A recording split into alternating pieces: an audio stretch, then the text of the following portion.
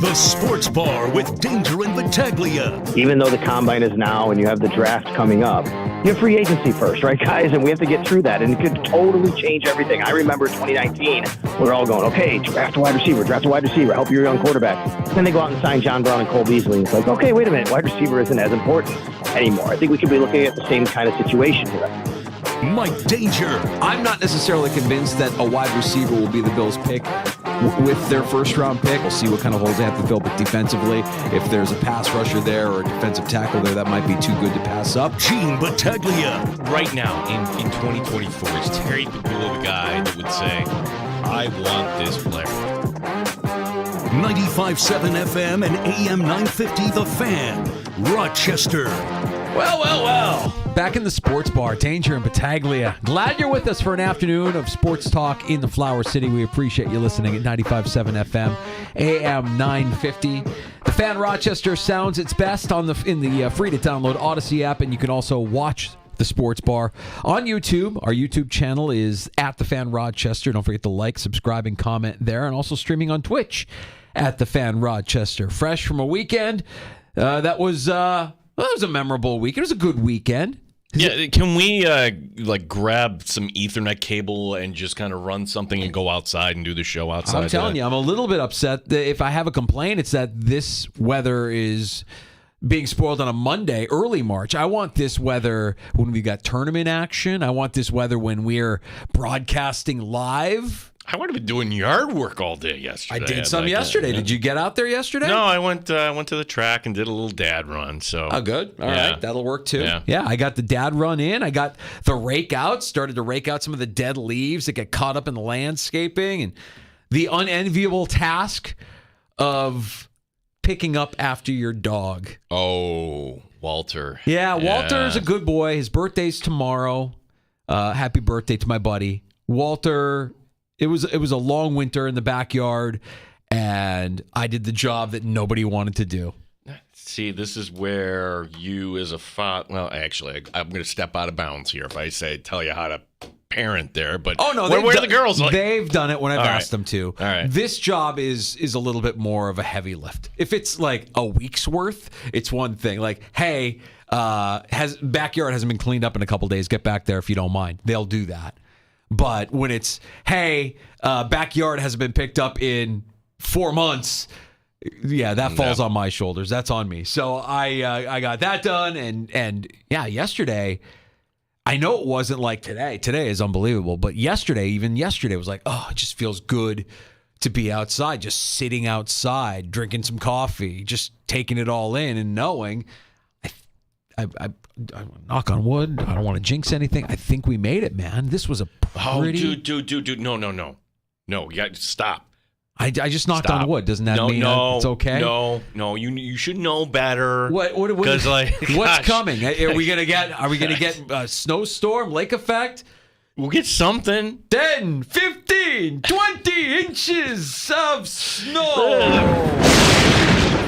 Fair count Heskos and everybody. They just have to be so sad. Like it never happened. It's like your football team going 2-15. It was just a wimpy little winter. Yeah, well, I don't know if anybody's complaining about it. I'm certainly not complaining about today. And if you're out and about, if you've got us as part of your daily routine, Gino and I don't take that for granted. It is an honor to be able to talk sports here in the Flower City with you every afternoon. We're going to deliver with a great show, including Ryan Talbot, who joins us next hour from NewYorkUpstate.com. He has a great tracker, Danger, as far as who the Bills are meeting with. Now, you don't get unlimited meetings out of the combine, which is now concluded, but can we kind of deduce anything who the Buffalo Bills are meeting with? Ryan Talbot is on top of all these things. He's wired. He'll join us in the 4 o'clock hours. He was keeping tabs of everything happening in Indy. You saw who had a good weekend, right? You saw? Did you see who had a good weekend? McConkey. Yeah. McConkey was fast. McConkey looked good. That's the guy you can't leave without. You know who Ladd McConkey is? Ladd McConkey is the wide receiver Kansas City is going to try to trade up and get in front of Buffalo for. There's so many receivers, Danger, in this draft. I'm not worried about it. I've come to that conclusion. It's like all these guys are fast and they can cut and everything else. And I'm sure that 3 years from now, 4 years from now, we'll kind of laugh at which ones made it and which ones we were terribly wrong on. But will Kansas City trade up? Sure. Sidebar.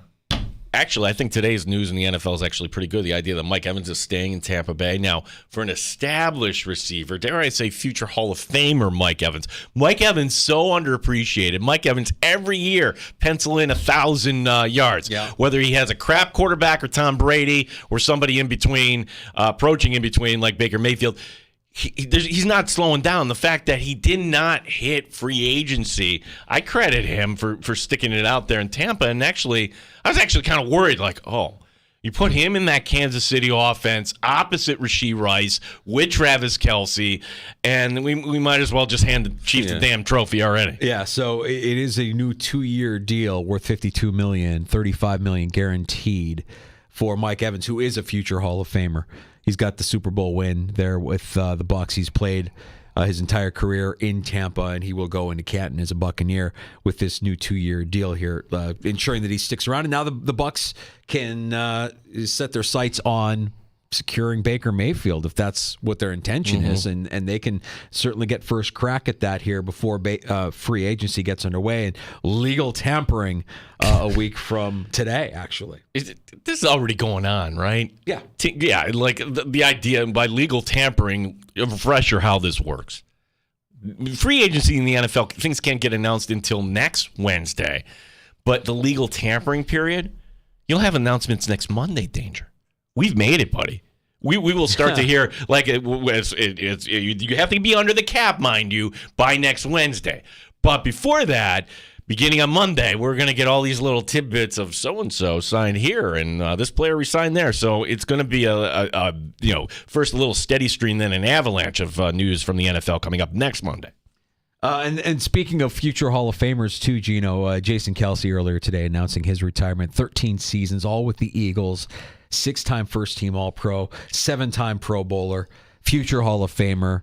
I mean, I still, the guy must have like this larger-than-life persona, because when he came to the Bills game in the postseason, he didn't come across as the enemy, even though his brother is one of the reasons why the Bills lost that game. Why is that? Kelce is that us? Is that him? Who is that?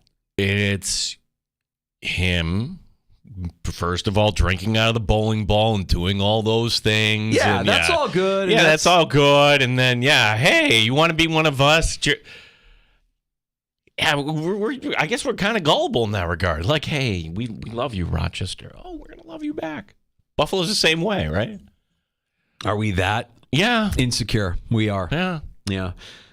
Because, he jumps out of the box and he's shirtless and he's just Bills fans looking everywhere. He's having fun like us. Yay. Mm-hmm. Yeah, he's one of us. I don't know that he's one of us, but he is certainly a future Hall of Famer. Jason Kelce going to announced his retirement earlier today.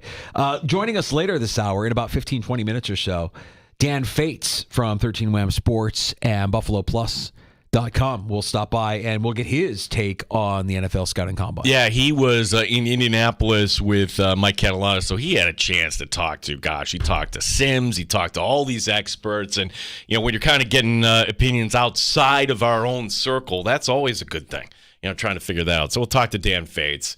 No, we will not talk about baseball, even though Catalan was baiting me. How do I know this? Because apparently there's no direct flight from Rochester to Indianapolis. What?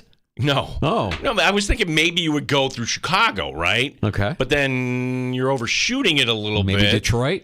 No. LaGuardia. Okay. So, what's right next to LaGuardia. Yeah. So Catalana has to, take a picture, The Factory of Sadness, I believe. Factory of Sadness. Yeah. I'm like, okay, you know what? I am not getting upset. Look how beautiful it is today. I'm not letting baseball get me down. I know the Braves are the better team. I know the Phillies are the better team, and I'm just going to enjoy baseball this season and not get all worked up. Well, for not wanting to talk about it, you're talking an awful lot about it. Well, I'm not going to get emotional about it. Maybe that's what I should say. Well, when Fates joins us, we'll see what goes down. Dan Fates will stop by here in about 15, 20 minutes or so.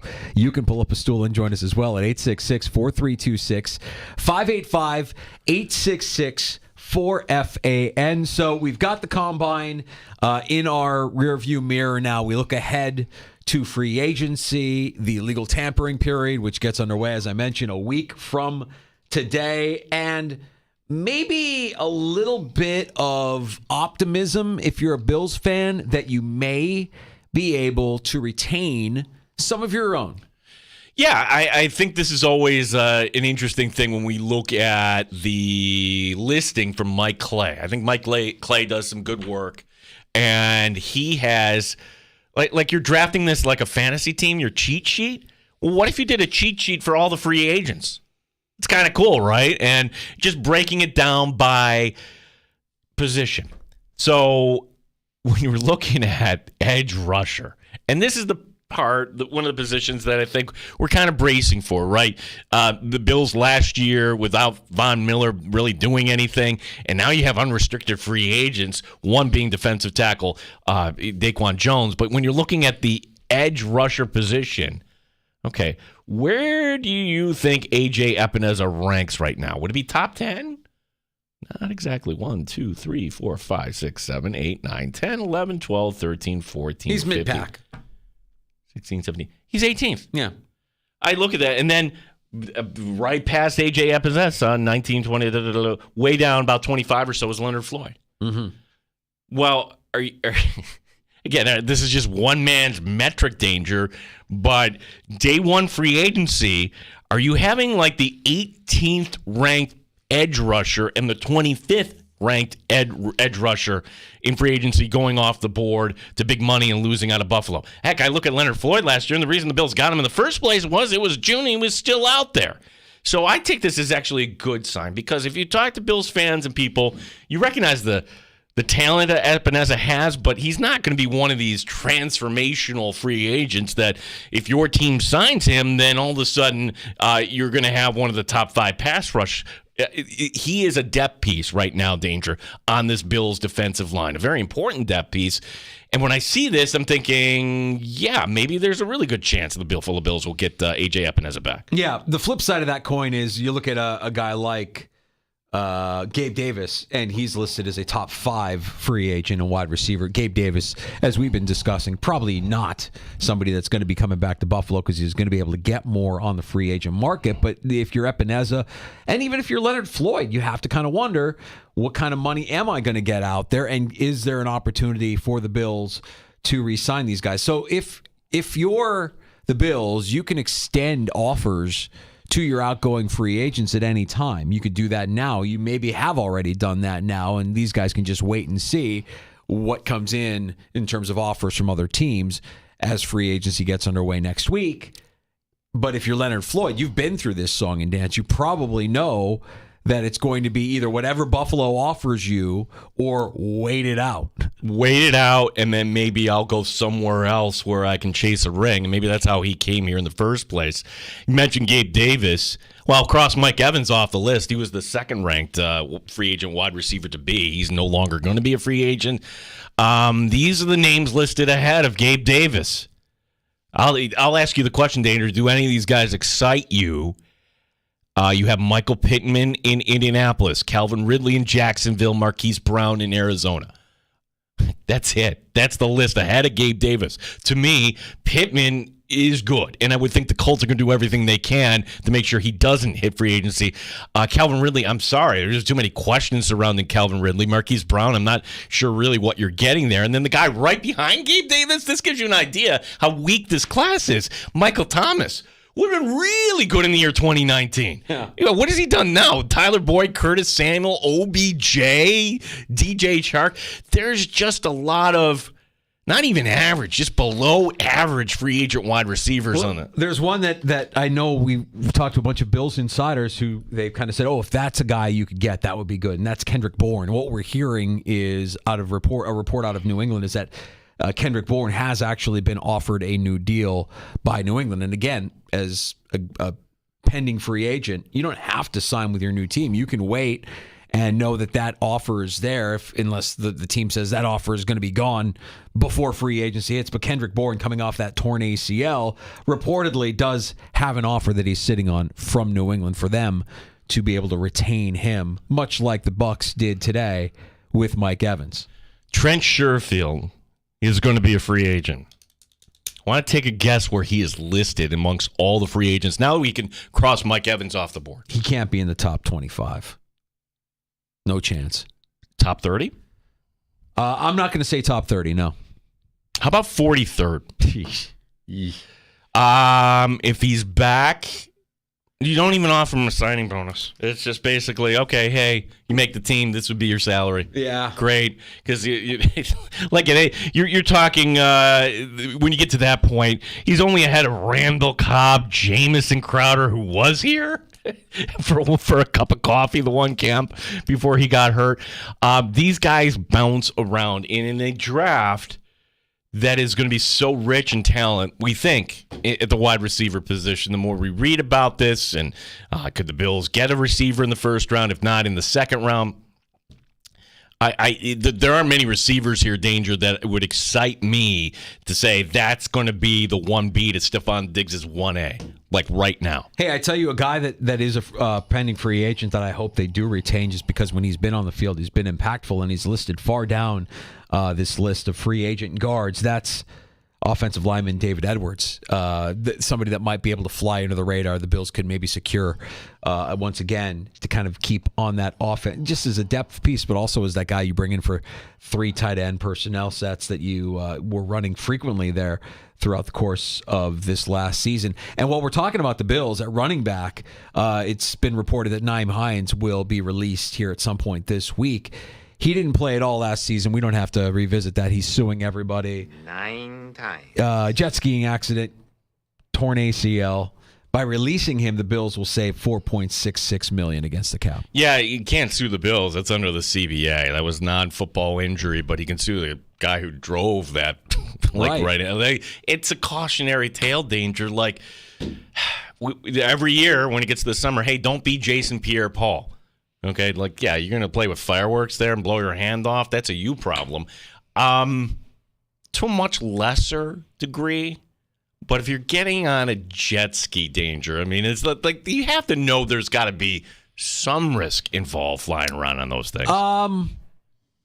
Well, I tell you, I haven't been on a jet ski since I was a teenager, so I don't know how much risk there is. I imagine that there isn't a ton of risk if you're educated as far as what you need to do and how you need to do it. This was an accident where he ran into a boat or a boat ran into him. Some other guy ran right into him. With the jet ski. Yeah, it's like, oh, come on. Yeah. That is just careless. If you're being careless, yeah, then it's a high-risk activity. But I think if you're responsible and you kind of know, hey, this is a vehicle that could do some damage if I'm not being cautious, yeah, then Hines might have been totally under control. But the person who ran into him, not so much. So I'm going to sue him. So Nyheim Hines reportedly will be released at some point this week. Are we going to get any other signings this week, Gino? I mean, will we hear about an Epineza deal before free agency? That would be shocking to me. That would be a little surprising to me. Yeah, I would think probably not. For, like, you would want to know how much of the pie, if you're the representation for A.J. Epineza, is out there, not just for other teams, but for the Buffalo Bills. And right now, for the Buffalo Bills, they're not cap compliant. So, sure, they could announce these signings, but really, what could you offer at this point? There was one thing, and one of our insiders last week, I think it was Sal who mentioned it, like, we go into the combine thinking, oh, these storylines. Like, Brandon Beane didn't seem at all stressed out about the cap. It seems like they have a plan in place. The one thing where it's going to swing $6 million one way or another, maybe even more, what do you do with Tre'Davious White? So if we get to coming up next Wednesday and he's on the roster, it's like, wow, they kept him at $16 million in that cap hit for the coming season. I would anticipate that you're going to get a lower number, maybe even an outright release at this point. So that's one of the things to kind of watch for. But the Nyheim Hines story, that was not surprising at all. Yeah, but what you're describing with Trey White, I think would be a surprise to me. For that, if they were to move on from him, I would be shocked by that. That would be like, holy cow. The cap does matter to these guys a lot. Like they weren't able to figure it out, or they weren't able to come to terms, or they weren't able to see eye to eye on a new deal or a restructure or whatever they need to do, to the point where they just said bye-bye. Well, this is that 48-hour window in between. Legal tampering's going on right now. So let me just, and again, this is just a scenario, folks, making it clear. Nobody's reporting anything. But what if Brandon Beane went to a player like Tre'Davious White, his representation, and said, hey, we want him on the team, but we need some relief. We're going to lower this number. We can't do that. Okay. Go out there and find, who, so you're allowed as a pending free agent during that window. Go find a trade. No. Or go talk to somebody, basically. Go see what your market value would be. And is there a team that's willing to give Tre'Davious White $10 million, $8 million this coming year? Also, we kind of forget that Dane Jackson is a free agent. Right. He was on the field quite a bit there at the end of the season, and he's listed on this Mike Clay list right above Levi Wallace. The guy that you wanted to upgrade from is a free agent as well, and the guy that kind of replaced him when he left is also a free agent. So we still have not quite gotten CB2 right. I mean, you've had a variety of mishaps with Trey White's injuries and him trying to get back on the field. You can say that Christian Benford going into this season might be your best option at corner. In fact, you have to say that. Look, if Trey White didn't get hurt, I know you hate these scenarios here, but Christian Benford and Trey White would have been a very nice pairing there. Maybe not quite L'Jarius Sneed and O.J. McDuffie, but it's still decent, and they could try again in the draft, Danger. Probably they should draft another corner at some point. I also think because they have this draft feels kind of top-heavy because they have a lot of picks in the 5th and 6th and 7th round. Could you flip some of those late-round picks that might not even be of any value to you to another team and somehow sneak a starter out of that? Get a guy that could end up on the field with some experience, a veteran guy from another team that could end up. Who's in teardown mode? Those are the teams that you're targeting right now. Like Washington should be in teardown mode. You don't have a quarterback, just reset the whole thing. Anybody at the top. Chicago not teardown mode. I don't think you're doing a deal with the devil New England. By the way, they're not bringing back J.C. Jackson. He's on this list. He's way down the corner. Oh boy, Mike Clay thinks nothing of J.C. Jackson. Not much game left. No, he has nothing left. Yeah. So, look at teams that, they're going to be competitive this year, wink, wink, but like the year of the Bills, like the first year of Sean McDermott and then Brandon Beane, hey, all right, let's get out the player like a Ronald Darby, let's just say. I think the Bills got a second-round pick for Ronald Darby. I mean, could you go and trade for a corner right now? I don't know, 6th, 7th. I would want, somebody who's actually right now you consider a top 20 corner in the league. Yeah, I just think that you have the early round picks that you have, I think, are going to be of value, and you're going to want contributions out of some of those guys early on. Maybe not necessarily starters, but you want them to be, at minimum, a depth piece that you can use, especially if you're talking about wide receiver or defensive line. But if you can snag some sort of quality veteran that has potential to start for you by unloading some of those late round draft picks, I'd be okay with that. That would be a different tact that I don't think we've seen the Bills employ in the draft. And maybe that's something that's out of the realm of possibility because we haven't seen Beane do it up to this point. But I wouldn't be opposed to that rather than them using those late round picks for guys that might not even see the field. Dan Fates, 13 Web Sports at BuffaloPlus.com, fresh from Indianapolis.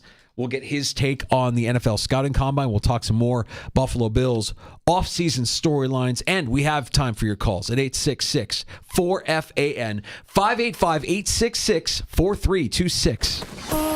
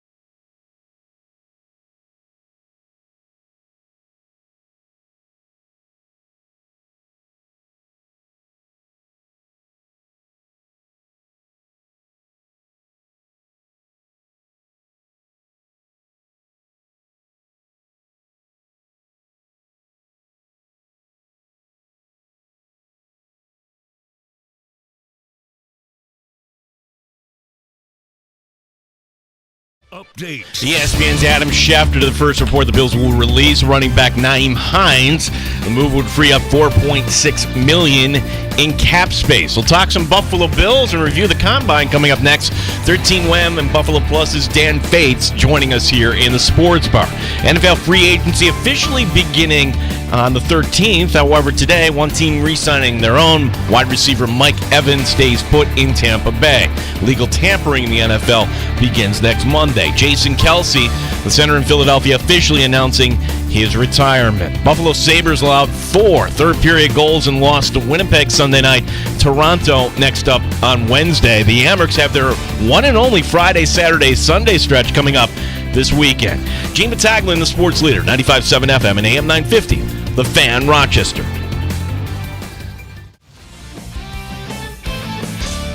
Pull up a stool and join us. 585-866-4FAN. 866-4326. The Sports Bar with Danger and Battaglia on the Sports Leader, 95.7 FM and AM 950, The Fan, Rochester.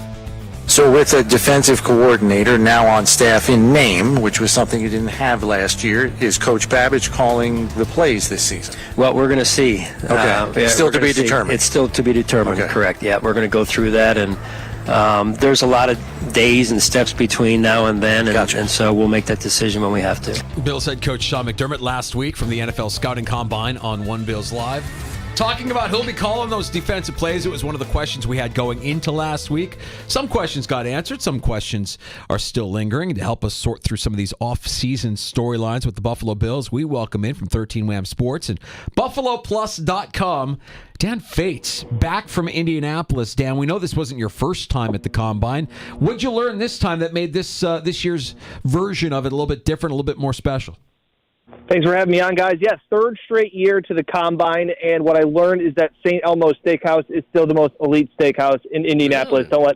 Don't let anybody tell you it's Harry and Izzy's. That's not it. It's definitely St. Elmo's. Are you doing bicep curls with the shrimp cocktails there, Dan? Yeah, and it's cleaning out my sinuses, all that good stuff. Yeah. The horseradish. Yeah, I think what I learned, and it gets talked about all the time, but I think we forget about it every year, and then it comes back up, is that don't fall in love with this underwear Olympics, and don't fall in love with one time, or don't fall in love with one drill and go, this guy's awesome. Like, I don't remember how fast Stephon Diggs ran at the Combine, or Jordan Addison, or Justin Jefferson, like all of those things. Like, don't fall so much in love with what you see in Indy, and we've seen that too, because talking with Sean McDermott and Brandon Beane one-on-one, it has so much to do with the fit. And not just the scheme, it's also the personality-wise, and then it's where they play and what strengths they are. So while everybody can be wowed by Xavier Worthy, and obviously it's insane, there's more to it than just one 40-yard dash. So, Dan, the Bills could go with the first-round receiver. A lot of people expecting that, hoping for that. Maybe they wait until the second round. Here's my question about the fit. Is it a philosophy, do you believe, that the Bills would go for the best fit today, meaning, hey, Diggs is still on this team, so you need somebody to complement, and maybe that's a downfield guy, maybe it's a bigger body, whatever the complement would be? Or do you look at it from who might actually be the future number one overall receiver someday on this team when the Bills eventually will move on from Diggs? Yeah, I think they're trying to check both of those boxes in one swing. I really do. I think there are guys, especially in this first round, that can immediately come in, be the number two, and then as early as could possibly be next year, be a number one. That's what I kept asking every single person I talked to, whether it was Chris Sims or Emery Hunt or Matt Miller from ESPN. I asked all those guys, like, we always hear about it. It's, hey, guys, you know that this is a deep wide receiver class? Did you guys know that? I did hear that, actually. It's unbelievable, because this is the first time I've ever heard that. And also, next year, I guarantee will be a deep wide receiver class. Yeah. Do you want to know why? They've all talked about it. Pee Wee football, Pop Warner football, they're now throwing. They're 7-on-7 camps. Everybody is throwing the football. So you're getting wide receivers that everybody that I talk to around Indy, all the smart people, all the actual people that know more about football than me, are saying that the time on task for wide receivers is just higher than it has ever been because of the world in football that it is, right? So I'm sitting there, and I had Emery Hunt from FB Football Insider is a great guy. He was the first one I met there. He talked about that he thinks there's 10 first-round pick talent wide receivers that fit in the first round. I talked to Matt Miller. He says there's 7. He says that it would be a mistake if the Bills can't find a wide receiver where they currently are at number 28. But my question is that this is great. You can get guys in the 3rd and 4th and 5th round. That's awesome. But you're not getting the guy.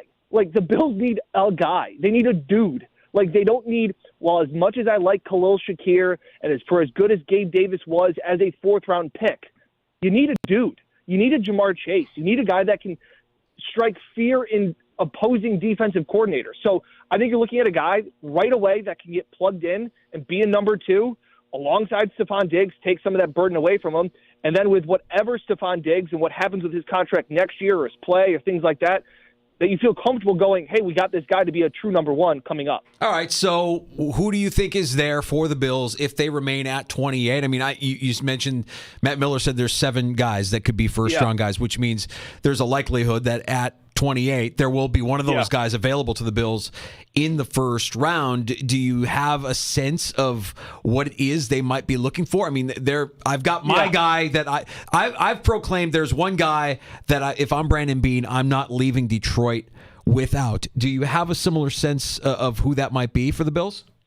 Yeah, I think that there's a unanimous 4 wide receivers that I've talked to, and people that I talked to in Indy, that will be off the board. The top 4 guys will not be available as long as the Bills stay there at number 28. And I say that's a big caveat because we know Brandon Beane's a tendency to trade up, okay? So I think they could be looking at a guy like Adonai Mitchell out of Texas. I liked him. I think he can be that burner, bigger-sized body guy out of Texas, or a guy like Troy Franklin out of Oregon. I think both of those guys would be available at the end of the first round. I think both guys immediately come in, provide a spark, provide speed, provide size, and all of those things that could complement Stephon Diggs and Josh Allen. Is there something to be said for waiting on the receiver till the second round, Dan? Like, what if? And again, we could explore all the reasons why the Bills would go over a different position in the first round, but what if in the second round, and I'm going to steal Dangerous Thunder here, when the Bills come around on the clock, is Ladd McConkey still on the board? In the first round? Oh, excuse me, the second round. I don't think so. I don't think he's there in the second round.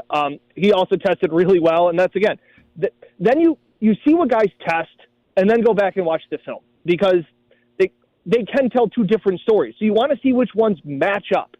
So in the second round, I like a guy out of UCF, Javon Baker. I talked to Matt Miller, and Matt Miller was one of the guys. He goes, I watched him at UCF, and he goes, also, like, he was recruited by Georgia and Alabama, so, like, don't be confused with the fact of, like, oh, he's at UCF. He's like, he went there, like, he also had big games and played in big-level opponents. Just want to get more playing time at UCF. And he goes, I kept underlining it every single time. Like, why am I sleeping on Javon Baker? Why am I sleeping on Javon Baker? Like, so those things, that pops out to me. So I like, again, why couldn't he draft 2 wide receivers? He drafted 2 defensive ends 1 year ago. That didn't work out. Like, why not? Again, you got to take shots. And that's the one thing we talked about this, about who's done their job better. It was something that Catalana and I talked about at the Combine. Like, over their 7 years, who's done a better job, Beane or McDermott? You can make a case for both of them, right? But I think one of the big knocks on Brandon Beane is the fact that he hasn't drafted a wide receiver. You got Stephon Diggs. I understand that. That was a first-round pick-worthy move.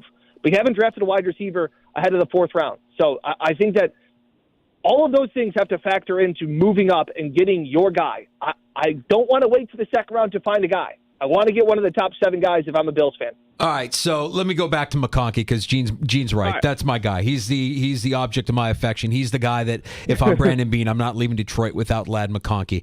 And people that would go against that move would say, well, his production at Georgia wasn't that great. And I would say, well, I've heard people compare him to Antonio Brown, same size and a lot of the same quickness that AB had. And we know that Antonio Brown was almost a Buffalo Bill before they brought in Steph Diggs. So is that the kind of guy, the guy that can separate, the guy that maybe doesn't have the college production, but the guy that we know, is a crisp route runner, a guy who can separate, a guy who can stop on a dime and start again really quick the way AB used to when he was in Pittsburgh? Is that the kind of guy that you think Brandon Beane and Sean McDermott might covet? Absolutely. And Danger, it's spot on because I have some of the people there, when they talk about wide receivers, the big one I always hear is Keon Coleman, right? Obviously, terrible 40, but then he did great at his gauntlet drill they talked about, and he pretty much scored really well on everything else outside of a 4.6, which is really slow, okay? But Bean had talked about how the fact of playing speed and running speed, like your straight line speed, like some guys have to think, and that slows them down. So when they have to run in a straight line, they're faster than what they actually play, things like that. But to go back to McConkey, like I think what's very interesting is you always hear about like Keon Coleman and all these guys make contested catches, right? Contested catches. I think that's somewhat of a backhanded compliment because if you're always contested, then you're not open. Like I would rather have a guy catch wide open passes because he's Cole Beasley, Stephon Diggs-esque running routes. And that's what McConkey is. I want a smooth guy. I think Khalil Shakir is phenomenal at separating and his route running. He just doesn't have the top-end speed, top-end size to go along with it, but he's a nice piece. So to go along, to your point with McConkey, yeah, I think don't fall in the trap of this as a scrappy, white, little slot wide receiver. That's not who he is. Like just look at the way that he plays, and you're right. He does have that shiftiness, that change of pace, and also I like it when guys can play at different speeds, smooth, fast, all of those things. I'm not against McConkey. I just think it might be a little bit of a reach at 28. So, Dan, you brought up something funny today on social media. 13 Wems, Dan Fates, joining us here in the sports bar. I'll put it this way. Like, for Brandon Beane, the year he drafted Christian Benford's on this team because, well, the Bills weren't stodgy knowing, hey, we drafted Kyrie Elam, we're not going to take another corner. Should the Bills draft multiple wide receivers in this draft? All of them. Yeah, that was the joke I posted on social media today.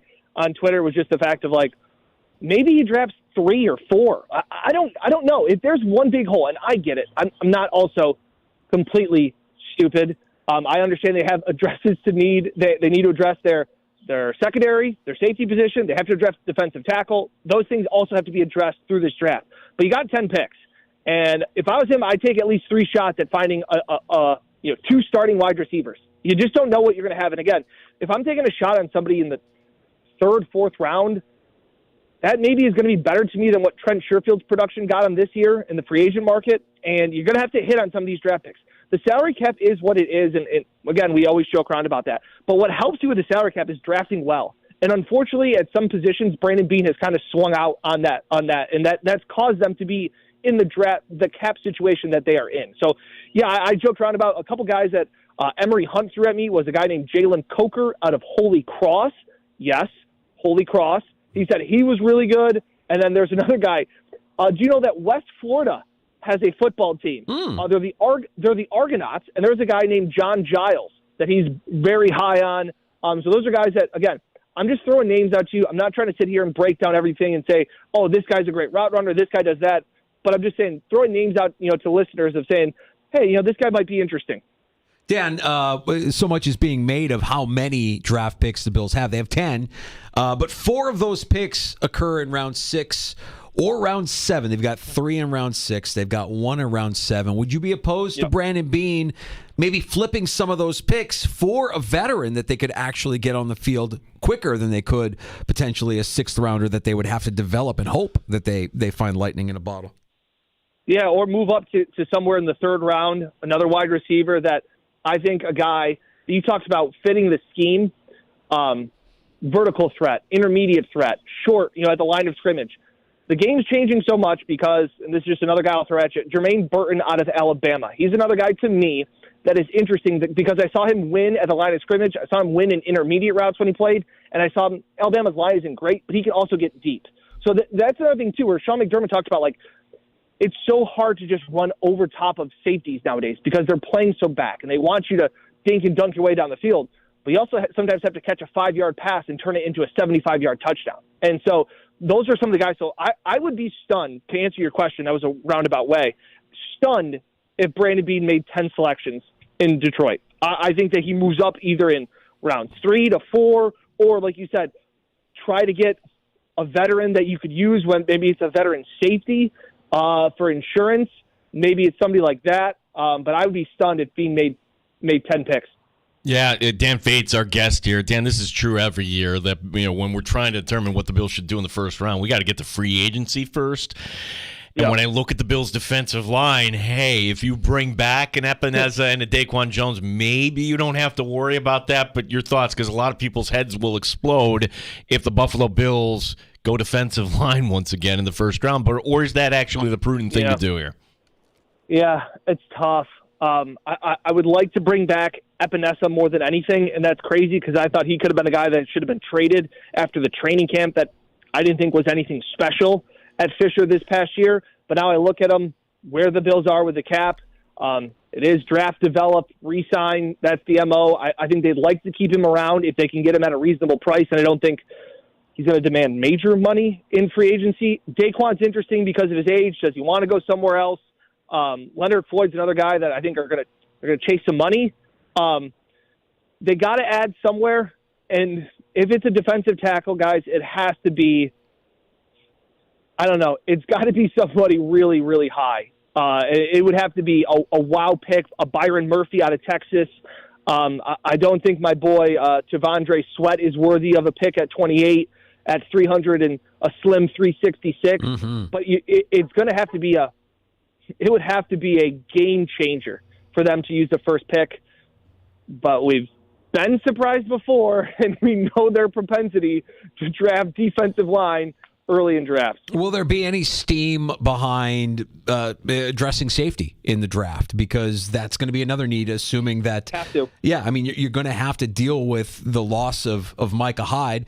And what do you see them doing here with the defensive backfield, Dan? Because we've spent a lot of time wondering whether or not Trey White has any sort of future here coming off of that ruptured Achilles. Yeah, that was the main conversation that Mike and I talked to both Bean and McDermott about, is that it's a tricky situation to see where Trey White is, not just physically, but also mentally. He took a long time to recover from his ACL. He talks about how he learned that he's more than a football player. We've seen Trey mature over the years. He's now a father, all of those things. It's not not to say he's not bubbly anymore, but it's a different. He was a 22, 23-year-old kid when he got to Buffalo. Now he's a dad of 3. Things have changed. Where's his head at with recovering? We heard that the recovery is going well, all of those things. He's still working in Buffalo, but he's going to be owed a lot of money. And this is a very tough spot if you have hope in, look, you got Rasul Douglas. Are you happy with Benford? Are you happy? You're going to give Elam another chance? Where does all of that go? Where does Trey White fit into that? And the thing I talk about, and Mike said it, Mike's like, if he wasn't Trey White, he'd be cut, and they'd move on from the contract. Easier said than done. He is Trey White. He is Sean McDermott's first-round draft pick. And the thing that we always kept getting talked to about Bean and McDermott, and obviously they're not going to tip their hand, but they said it's a tough decision because of the person that it is. That this isn't just somebody that they signed for a year, he got injured, oh, well, you move on. This is Trey White, and Trey White means more in that locker room than other players do. That's just a fact. And when money gets moved around and when contracts made, and I understand the NFL is a business, but don't tell me there aren't guys in the locker room that are looking around going, how is this organization going to handle Trey White? Because how they handle him could represent how they handle future players. And if Trey White gets treated one way, it's different than other players. And as for safety, I would be stunned if they moved on from Poyer. And listening to Sean McDermott talk at the podium, he was a former safety, talked about how important it is to have a guy that understands and reads and the instincts and all of those things. I've argued for years that the safety position of the Buffalo Bills on defense is the most important position. Are you telling me that he's just going to move on from 2 guys and go with a rookie and a veteran that's never played a part of the system? I just don't buy it. I think Poyer's back. I know the money is what the money is in the contract. I know they let him walk before, but if Micah Hyde decides to retire, and you say, okay, we're going to draft somebody in the 2nd, 3rd round, they're going to get the starting shot, and we're also going to move on, maybe try and bring Taylor Rapp back or something like that. I don't know. I think that's a dangerous game to play. It's hard enough to find one starting caliber safety, all-pro, Pro Bowl safeties like the Bills have. They've had 2, and I just think it's really tough to replace both of them on the fly in one season. Dan Bates, our guest here. A lot of other NFL storylines out in Indy, Dan. Just curious to get your thoughts on what the Bears will do here with Justin Fields. Like, what is the market there? We're assuming they're going to draft Caleb Williams, right? Yeah. Ryan Poles, Canandaigua alum, grad there. Great guy. We actually did get the chance to catch up with him and kind of joked around that, people in Canandaigua, I've asked him what he's doing for the second year in a row. He's got the number 1 overall pick. The compensation for Fields, from what it sounds like, is somewhere in the range of a 2 and a 4, kind of somewhere between, what Sam Darnold got and what I can't think of the other quarterback that was traded recently. But it's a middling market. It's not going to – Justin Fields isn't going to get a 1, but maybe you get a 2nd and a 4th, something like that. I know everybody, this is the time of the year where you want to tear down players, and look at this. I was just reading something about how Adonai Mitchell out of Texas doesn't run all of his routes hard and that he's lazy wide receiver. It's like, okay. Again, Caleb Williams is a really good quarterback. He's been dubbed the next number 1 guy for quite some time. Lived up to the hype out there in USC for the most part. I'd be stunned if they didn't go with him. Yeah, I'm kind of emotional about all of this, Dan. I really don't know. I mean, one day I'm saying they should move on or they should keep Fields, move off of the number 1 pick, and build around Fields with a haul of picks that you would get for Caleb Williams. And then there's another part of me that wants to buy into the Caleb Williams hype. What was your takeaway from Caleb Williams just being around that atmosphere there in Indianapolis? Did you get any time around him, his media availability, anything? I didn't get a chance to be around him. I know that the pictures I saw, it looked like he covered up half of the convention center. And the first question he got was something along the lines of, "Why don't you want to compete?" Yeah, like all that stuff. It is silly. And again, me being a part of the media that we're in, sometimes it's a little embarrassing the questions that some players get fielded. But look, I don't know. Are you upset if you want to knock him for crying into his mom's arms after he lost a game and all those things? Like that's just not for me. Look, the guy's passionate. He's smart. He's calculated. Like, I always go back to this. When guys don't play bowl games, do anything like that, and everybody is so outraged, and they go, how could you? Like, I played for the love of the game. It's like, yeah, well, you played JV football in Irondequoit, and now these guys are playing for multi-millions of dollars and generational wealth for their family for years to come. That's so, also, like, this money thing, it is just kind of funny to me. We always talk about, here's another one for you. The Bills are going to move on from Nyheim Hines, right? Yeah. And whenever a player holds out or wants more money and they're under contract and fans go, how come you signed a contract, agree to it. Yeah, well, a team can say, sign a contract and cut you after you get hit by a jet ski. Like, that's business in the NFL. So don't go crying to me about why players should have to honor their contracts when teams can move on from you in a blink of an eye. So it's the cutthroat business that is the NFL.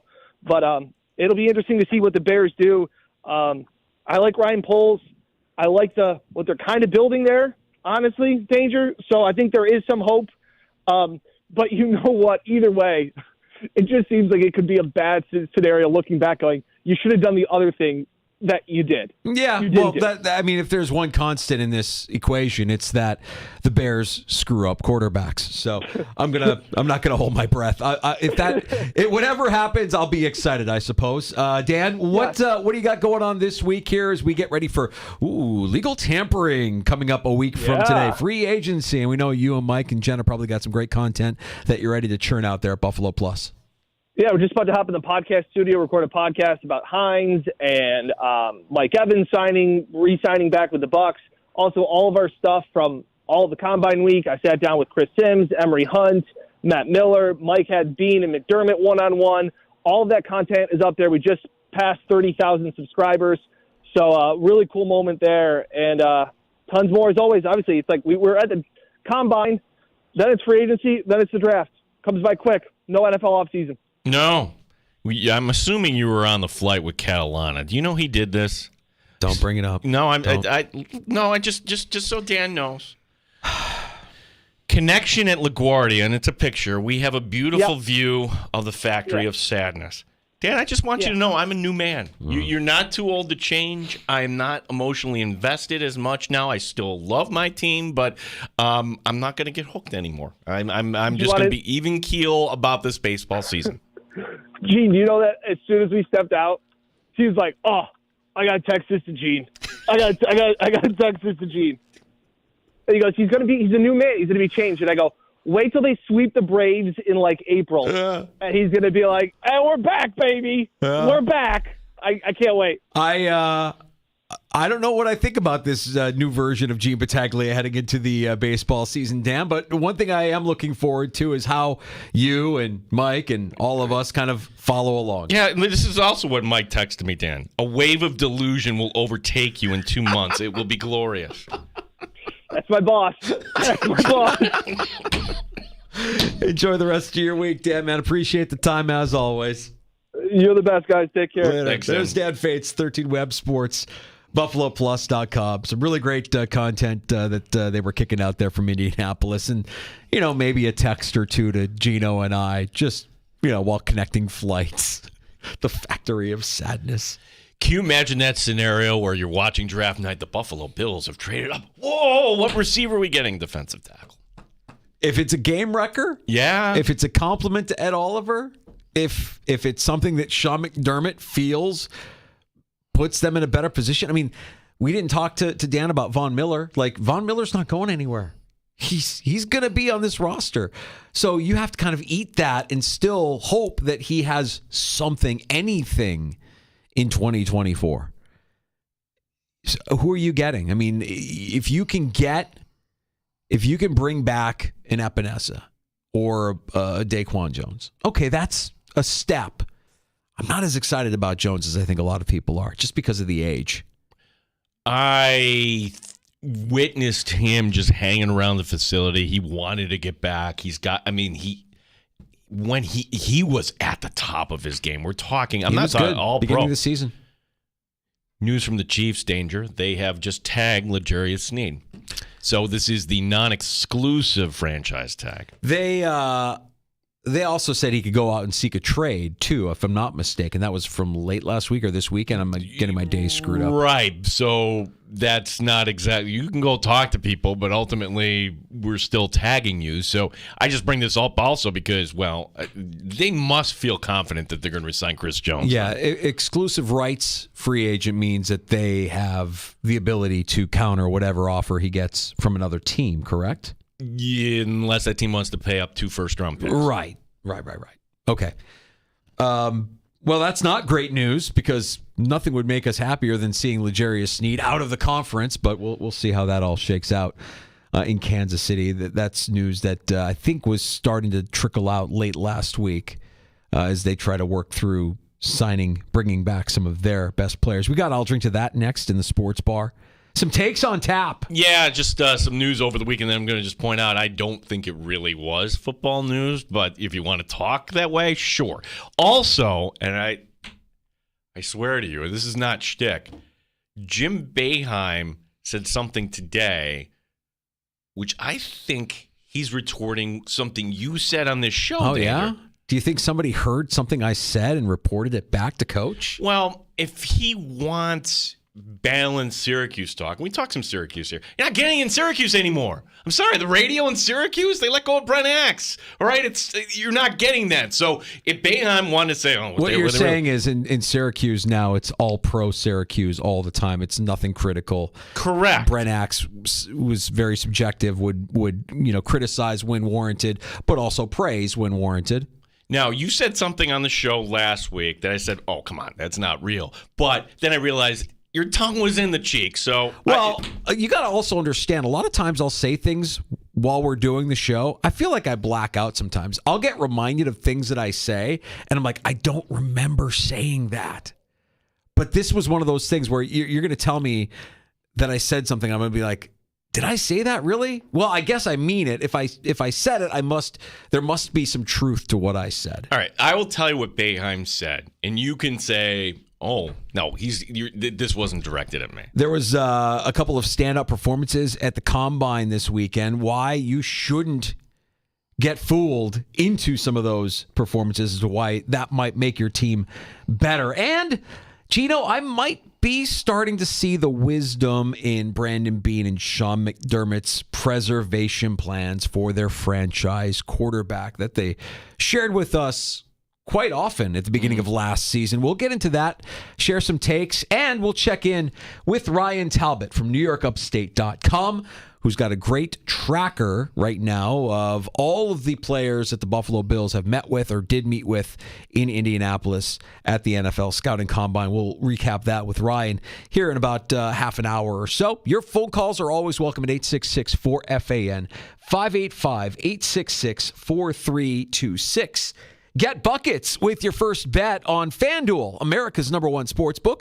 I'm Mike Danger for FanDuel Sportsbook, the official partner of 95.7 The Fan. And right now, new customers get $150 in bonus bets with any winning $5 bet. That's $150 if your bet wins. And you can bet on all your favorite NBA players and teams with quick bets, live same-game parlays, exclusive props, and more. Just visit FanDuel.com/Mike and shoot your shot. FanDuel.com/Mike, M-I-K-E. FanDuel, official sportsbook partner of the NBA. 21 plus and physically present in New York. First online real money wager only. $10 first deposit required. Bonus issued as non-withdrawable bonus bets that expire 7 days after receipt. See terms at sportsbook.fanduel.com. For help with a gambling problem, call 1-877-8-HOPE-NY or text HOPE-NY 467-369. You're listening to the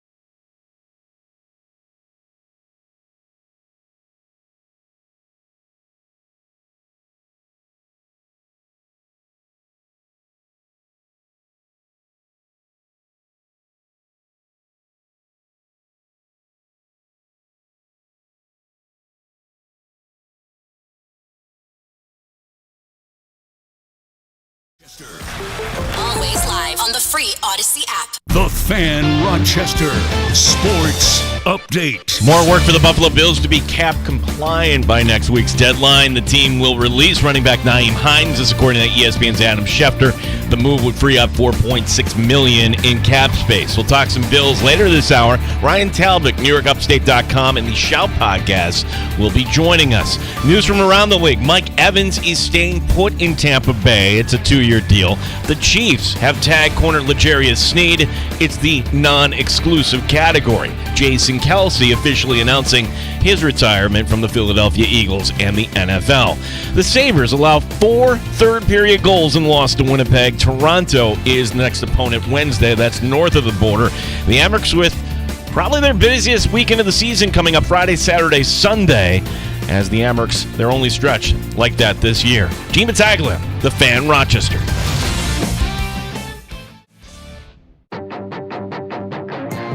The Sports Bar with Danger and Battaglia. Even though the combine is now and you have the draft coming up, you have free agency first, right, guys? And we have to get through that, and it could totally change everything. I remember 2019, we were all going, okay, draft a wide receiver, help your young quarterback. Then they go out and sign John Brown and Cole Beasley. It's like, okay, wait a minute, wide receiver isn't as important anymore. I think we could be looking at the same kind of situation here. Mike Danger. I'm not necessarily convinced that a wide receiver will be the Bills' pick with their first-round pick. We'll see what kind of holes they have to fill, but defensively, if there's a pass rusher there or a defensive tackle there, that might be too good to pass up. Gene Battaglia. Right now, in 2024, is Terry Pagula the guy that would say, I want this player? 95.7 FM and AM 950 The Fan, Rochester.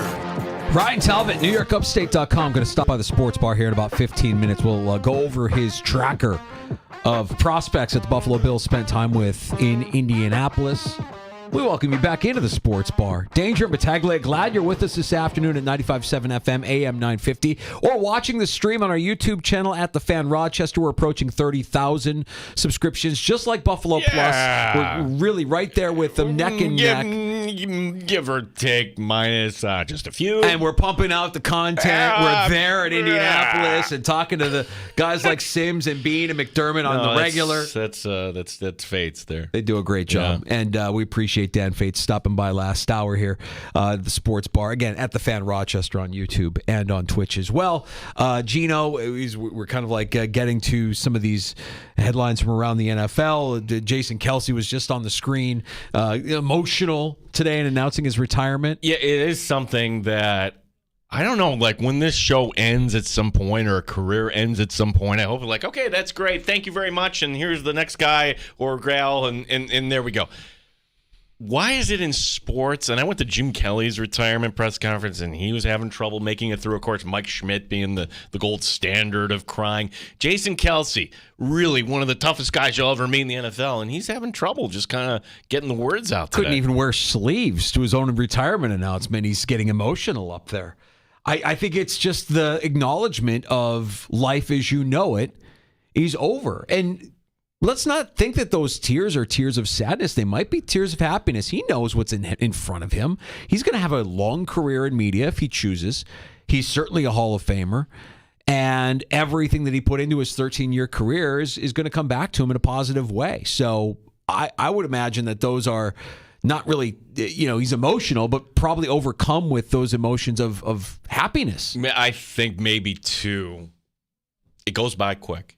Yeah, it like what if you're a parent, if you're starting out with a little one, you'll hear this time of the game. It'll go by quick. I heard that, you heard that, and there we are dropping my daughter off at college, and my wife is blubbering. Yeah, I mean, it's like yeah, well, it happens to everybody, and you're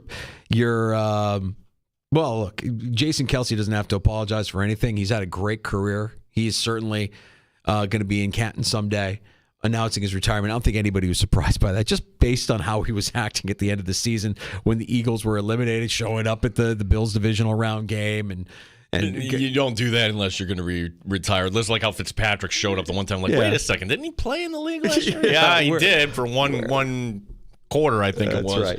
Right.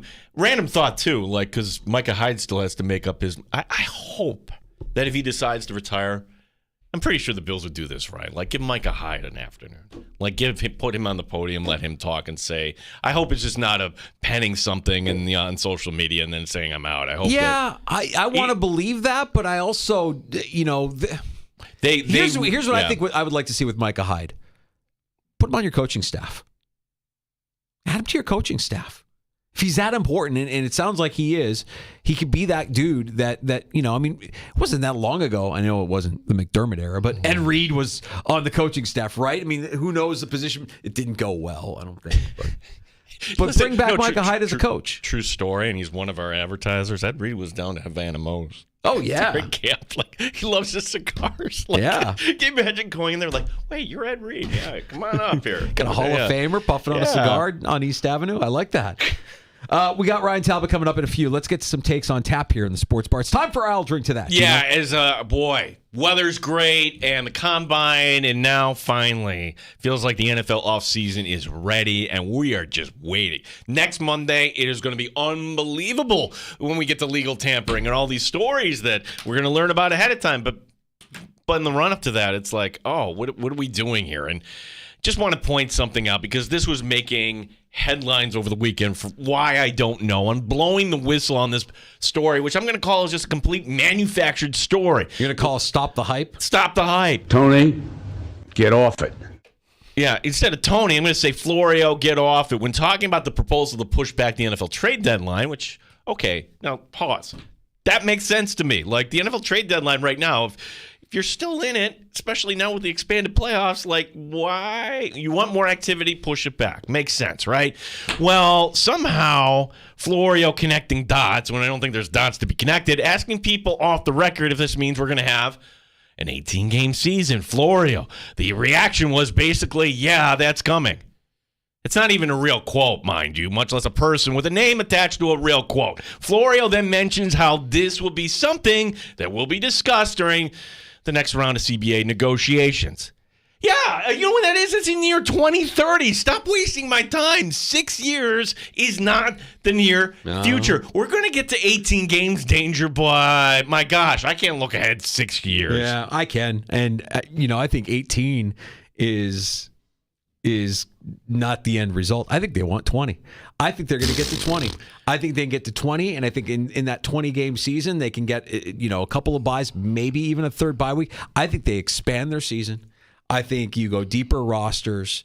I think you go deeper practice squads, and you really make this league year like more filled with actual games and less about the preseason and less about training camp and less about free agency. Okay, I think there's going to be two things.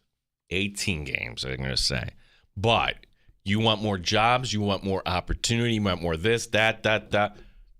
European division. Like, what are we doing with all these games overseas and everything else?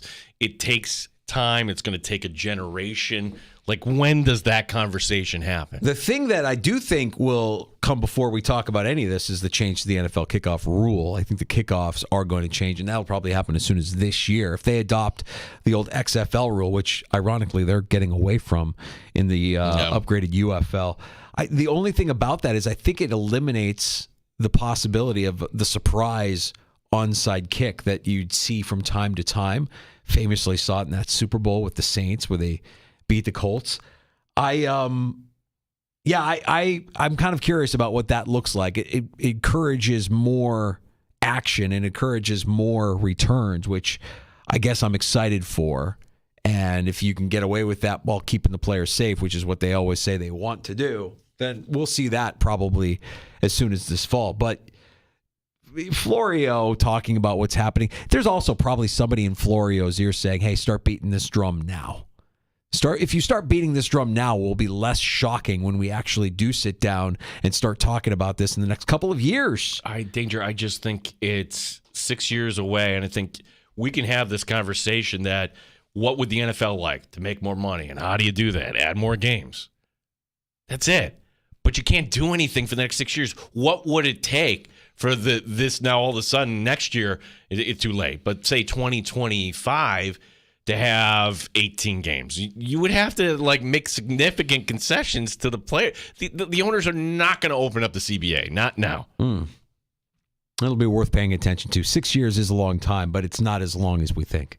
I think they could start talking about it now, because we were talking about the 17-game schedule years before the CBA came so up. maybe that's really the strategy here, is that by the time we get to 6 years down the road, you've been mentioning this for years and years and years and years. It's a foregone conclusion. This is going to be our ask here. Right. It's a foregone conclusion. And you could say 18, but that's the low end. What they really want is 20. Also, we should kind of note, too, like college seasons are going to get longer than ever. Like, you're going to have these multiple playoff games. It's not, it used to be like, hey, it's 12 games and here's your bowl game. Yeah. No, it's going to be 12 plus 3 it's now. the business of sports, man. You saw Texas wideout Xavier Worthy lighting it up at the Combine over the weekend, logging the fastest 40 time in Combine history. Gino, speed is great, but it's not necessarily great when it's flashed just at the Combine. Out of the fastest receivers in Combine history, Gino, 7 were first-round picks. 19 were day 2 picks. Only 1, Santana Moss, back in 2001, actually had a 1,000-yard receiving season. That's a 4% chance of ever notching 1,000 yards in a season for the fastest guy in Combine history, Xavier Worthy. Combine speed is fool's gold. Let the Raiders draft him only to watch him mess it up as a pro, because it feels like that's what happens always with the speed guys at the Combine. Do you remember the name Darius Hayward Bay? Oh, yeah. Yeah, top DHB. 10. Yeah, like, okay, yeah. Henry Ruggs. I mean, like, there's John Ross more recently with the Bengals. You just can't get what you think you're going to get out of the speed guys. That straight line speed is impressive.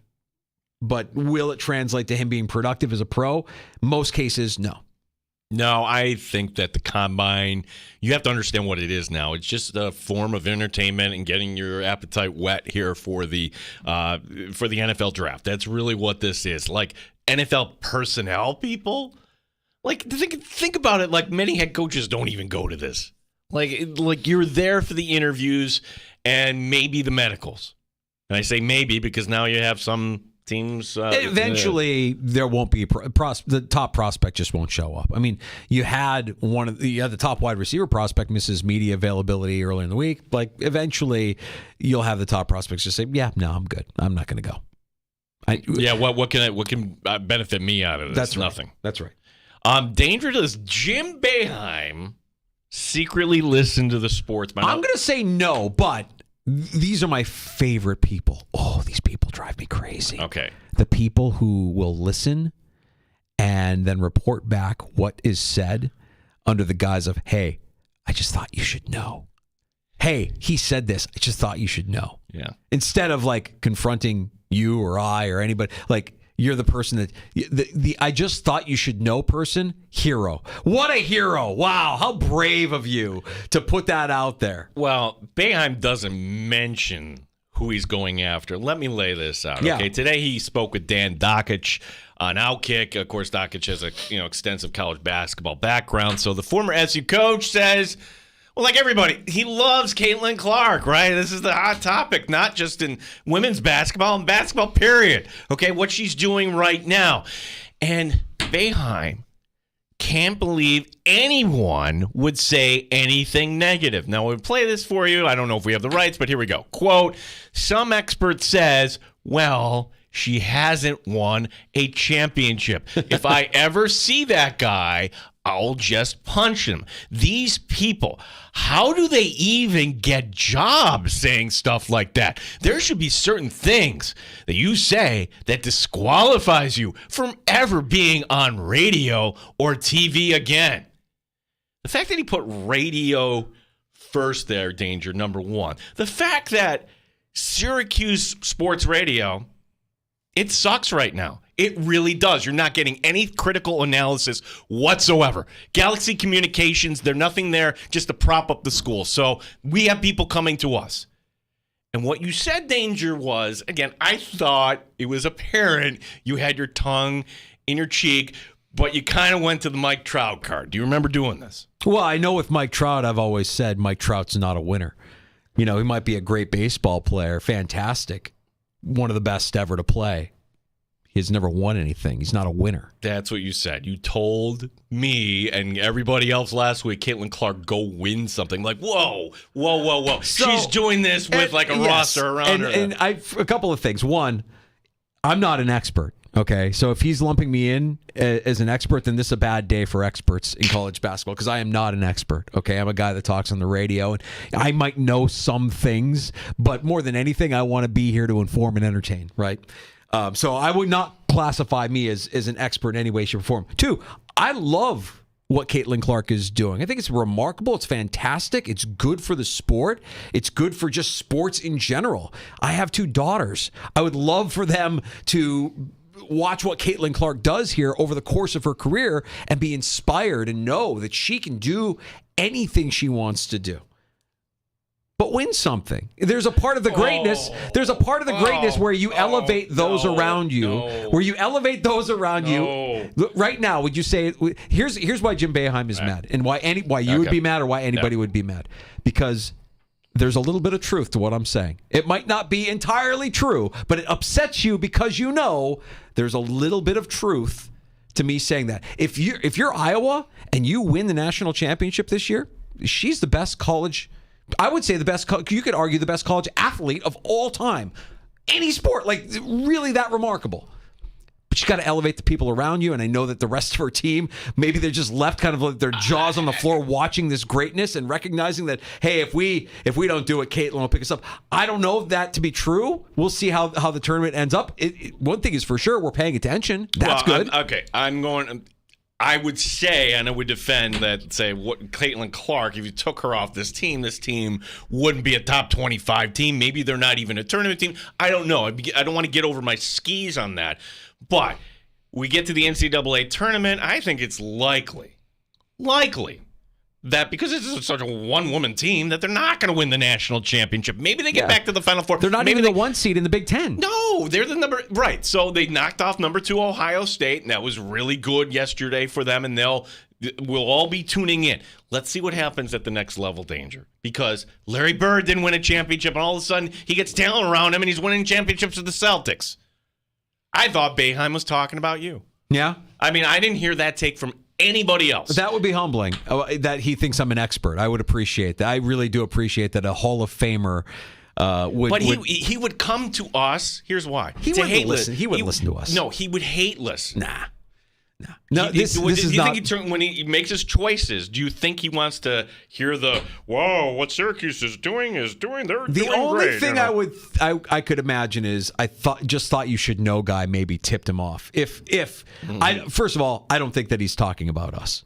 I think Boeheim, because he's where he is and he does what he does, he's not bothering himself with anything that we say here in Rochester, New York. Are you kidding? The fact that he put radio first, being barred from radio, he's got an axe to grind. Yeah. See what I did there? He's got an axe to grind with people who do what we do consistently and are critical of anything. He's in this world now. He's going to be critical. He was critical the other day of Lenardi, right? Like, oh, you think that 6 ACC teams need to be in the tournament? That's crazy, right? Like, this is the world that he is entering in now, and he's going to learn that, you're going to say things because you might anger people with your takes. And I might anger you, and I might anger him, or I might anger anybody listening when I say Caitlin Clark needs to win something. I want to see her win something. And she's broken all these records, and these are all great individual accomplishments, and she's fantastic, and we love her, and we can't wait to see what happens. But I also think part of being that good is elevating those around you. That's what we saw out of the greatest to ever do it. The best always get more out of everybody that's around them. I think in college you can't do that, even though the rules have drastically changed. When she gets to the pros, and I'm going to use an example from hockey. Like we're talking about Ovechkin. Yeah, I would have listened to that every year. And then he won one. Yeah. And that's all it took. It's not easy. Yeah. I think, Gino, that I'm beginning to actually see the wisdom in Brandon Beane and Sean McDermott's Josh Allen preservation plans from the start of last season. And you know that that's not going to change going into this season. We heard it all last offseason. We don't want Josh running. We want to try to preserve him. We want to have a long career. And obviously you need him healthy, but there's actually more than that. Did you know that only 3 of the 37 quarterbacks to average 20 rushing yards per game in the NFL since 1966 have won a Super Bowl? Only 3 of the top 25 quarterbacks in rushing yards per game in the playoffs have won a Super Bowl. And it's the same 3 players: Steve Young, Russell Wilson, and Patrick Mahomes. This is if you're somebody who's saying Lamar Jackson deserves to be in this, conversation of elite quarterbacks. Having a strong pocket passer remains a key statistically, and much like it was last offseason, Josh Allen's decision-making from that pocket is going to be the thing that gets the Bills over the hump or sees them falling short once again. Yeah, I think something comparable here. In the Super Bowl, like, there was a design run for Patrick Mahomes. It was like, wait a second, where did that come from? Like, it was like the Niners were not ready for that. Right. Well, he can run. They just don't want him to run. Do you know how many rushing touchdowns he had this year? 0. Yeah. So they don't do the tush push with Patrick Mahomes. They don't do those things. So, again, not actually apples to apples because Josh Allen, much more physical player. But you can see how the Chiefs are like, now, we're not calling any design runs here, but, hey, it's a Super Bowl. All bets are off at that point. Yeah, if there truly is no tomorrow, and for the Bills, for the second half of the season, right, there was no tomorrow. You had to pull out all the stops, and you had to put his body a little bit more at risk. But at least for the beginning of the season next year, you would hope to see Josh Allen kind of remain in that pocket, deliver the ball with accuracy, make the right decisions, and not put his body at risk. Hopefully they don't get to that point at all next year. And you can have, look, Josh Allen's going to get into the end zone. And they've found something with that quarterback sneak that where Patrick Mahomes got injured doing it. They'll never do that again in Kansas City because it cost them Patrick Mahomes for a stretch. He was not right. But I have a feeling that they might not say it as much as they did last offseason. The desire will be to get Josh Allen to stay in that pocket, make the right decision, be more of a pocket passer, and put your body less at risk. Next up in the sports bar, we talked to Ryan Talbot, NewYorkUpstate.com, who's got his Bills prospect tracker from the NFL Scouting Combine up and live right now. We'll discuss with Ryan who the Bills have been talking to and who he likes as we look back and reflect on the week that was in Indianapolis at the NFL Scouting Combine. Your calls are welcome as well. 585-866-4FAN, 866-4326. You're listening to the Sports Bar.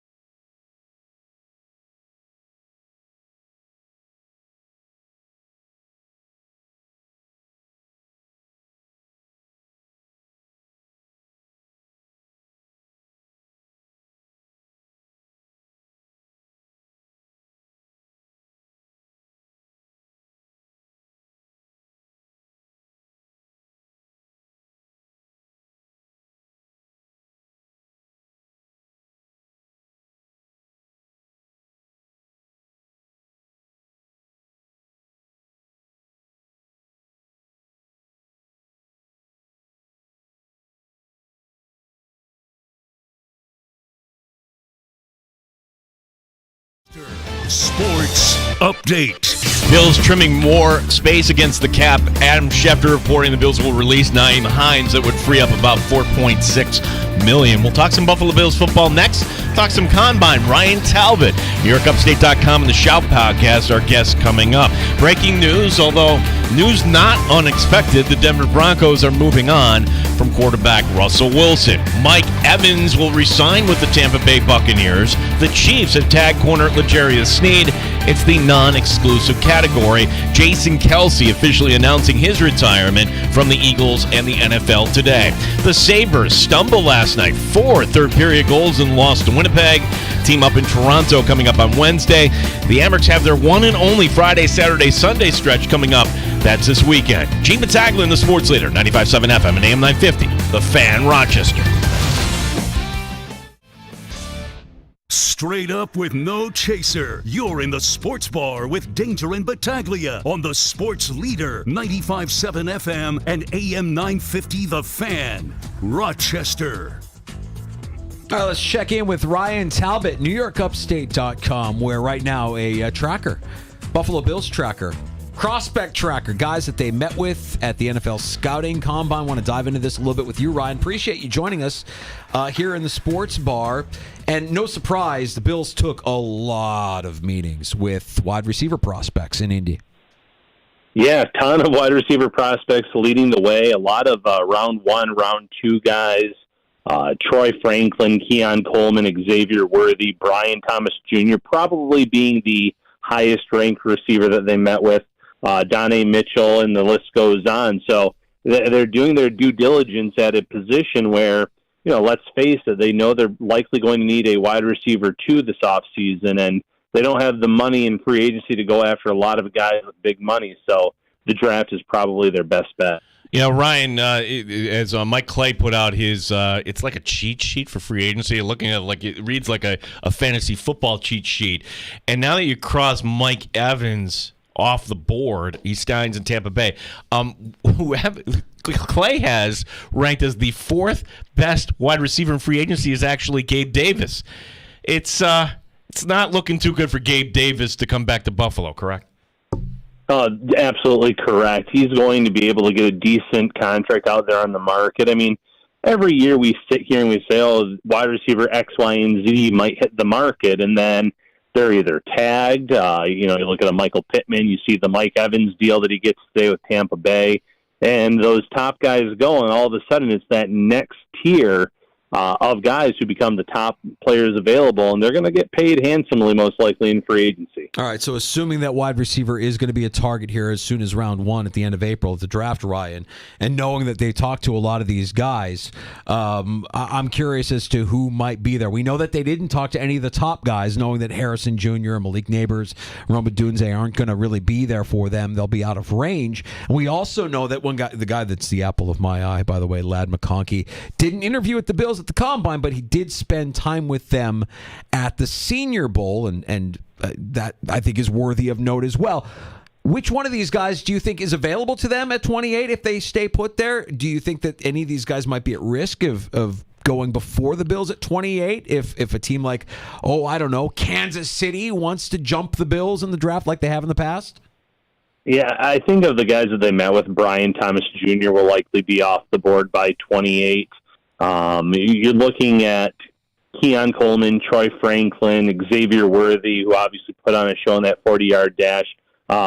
Adonai Mitchell, or A.D. Mitchell, or whatever you want to call him, goes by both names. I thought he tested really well for his size and his speed. Those are the guys that I see as first-round options. Xavier Leggett's more of a second-round option. I think Ladd McConkey will be there, but like you said, they didn't meet with him at the Combine. They did meet with him at the Senior Bowl, however. So there's some interesting names on that list. And, Keon Coleman, I know he didn't test well in the 40-yard dash, but this is where the Bills, we're going to learn more about the Bills and the metrics that they use, because even though he tested poorly in the 40-yard dash, he ran the 3rd fastest slant, the 4th fastest dagger, 2nd fastest go, and the 2nd fastest slot strike in those combine drills. So it's like play speed versus 40 speed are 2 completely different things.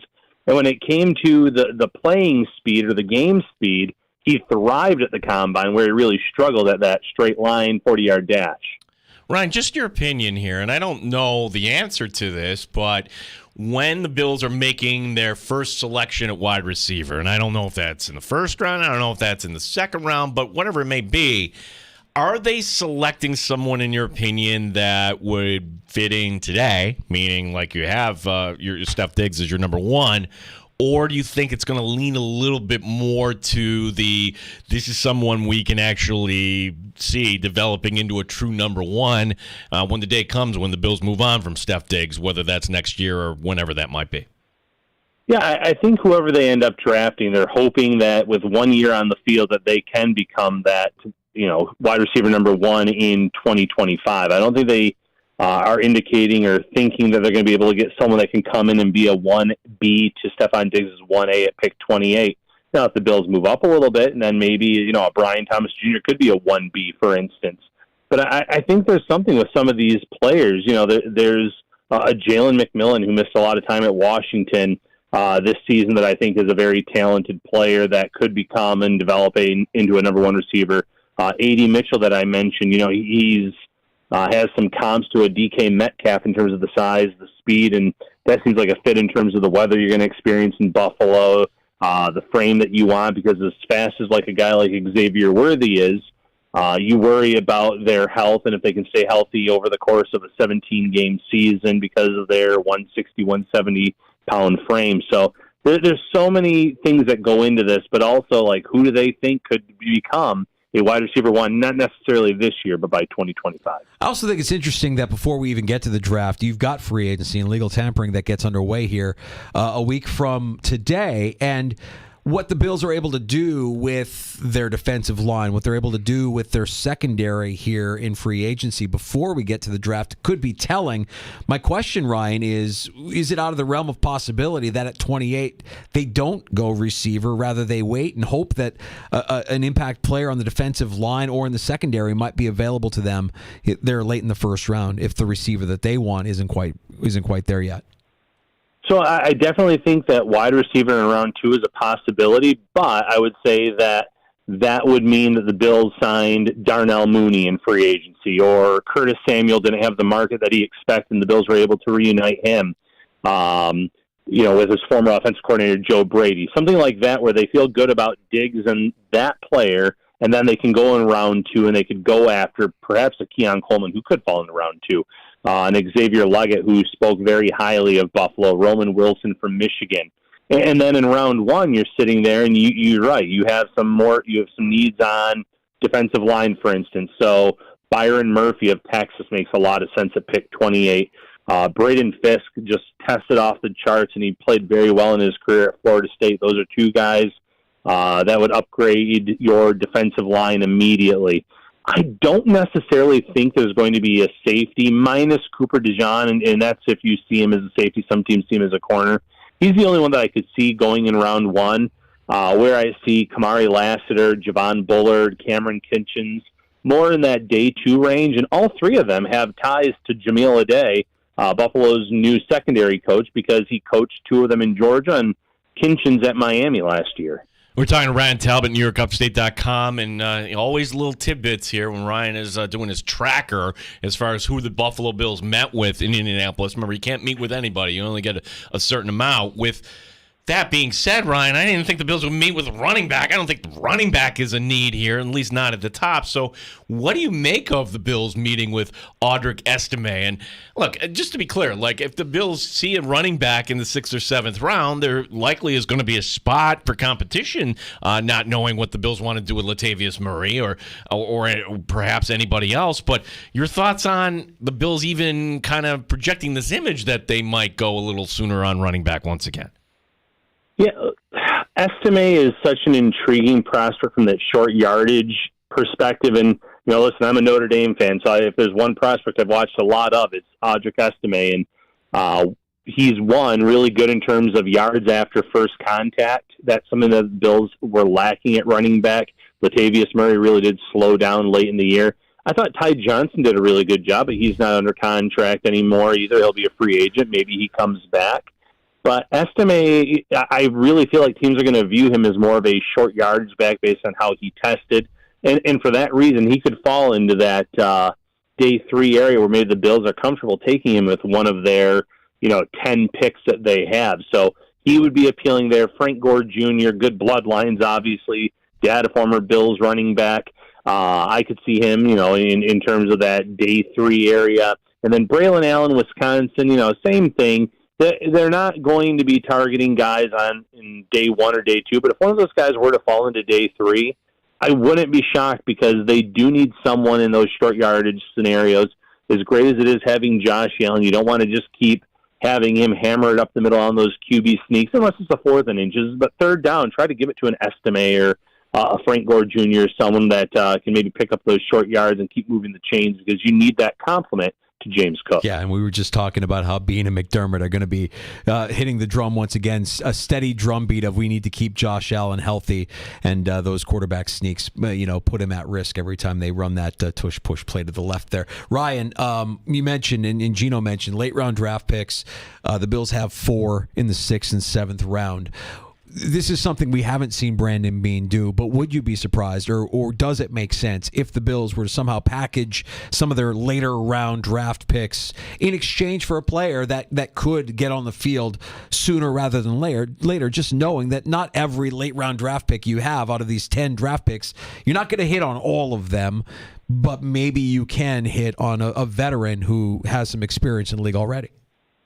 Yeah, I would hope that they've learned from the last few years. I mean, you've seen this Bills team draft guys in round 6 and round 7, and the whole thing has been, well, we don't think we'd be able to get them on the practice or after the draft was over, and we're looking at our roster, and we thought of them as someone that would be like a UDFA or someone that could maybe be on our practice squad. But those guys keep getting plucked every year by other teams after roster cutdowns.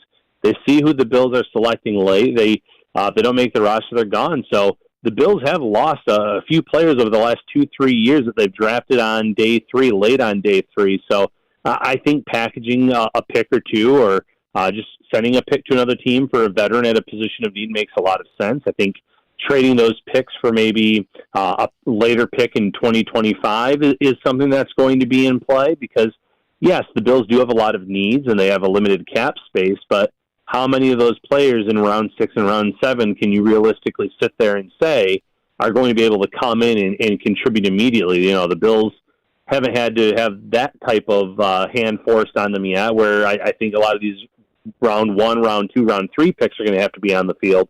Those later round picks are so much harder to project what they're going to do, not just as rookies, but even the first 2 or 3 years. Ryan Talbot, New York Upstate, and the Shout podcast. Last one for me, Ryan, and it involves Tre'Davious White, as the Bills are going to have decisions to be made. I mean, the Nyheim Hines release, that's really not a surprise, considering that was mainly based, the Bills moving on from the running back, who you saw for, 2 months here, not at all last year. My question about Tre'Davious White, and just kind of review for everybody. Both options not attractive here. He's on the roster next year.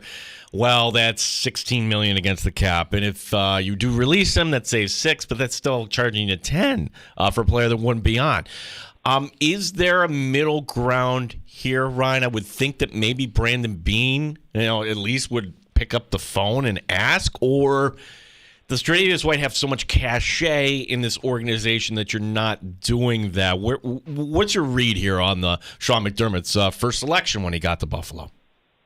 Everything that they're saying, Brandon Beane, Sean McDermott, he's been in the building, he's rehabbing, he's attacking this.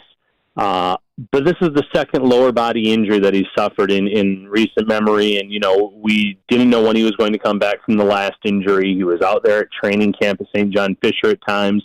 But then it took all the way until Thanksgiving for him to get back onto the field itself and actually play. And we don't know what it's going to take this time after another serious lower body injury. So I think that the Bills love the player, love the person, love the leadership, but they have to also kind of be realistic about it. And, I wouldn't be shocked if he doesn't come down with a pay cut or a restructure.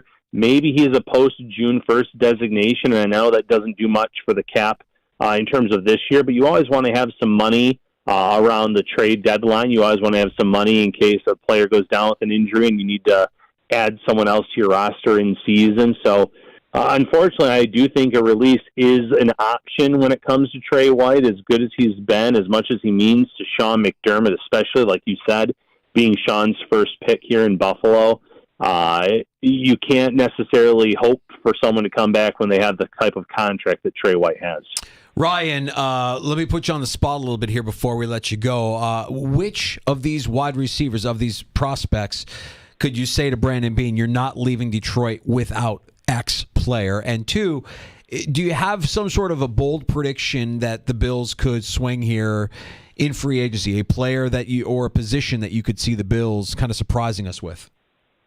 Yeah, I think in free agency they could surprise us actually with a wide receiver. Like I said, Curtis Samuel just sticks out in my mind, and it feels like he's been in the league forever, but he's only in his late 20s.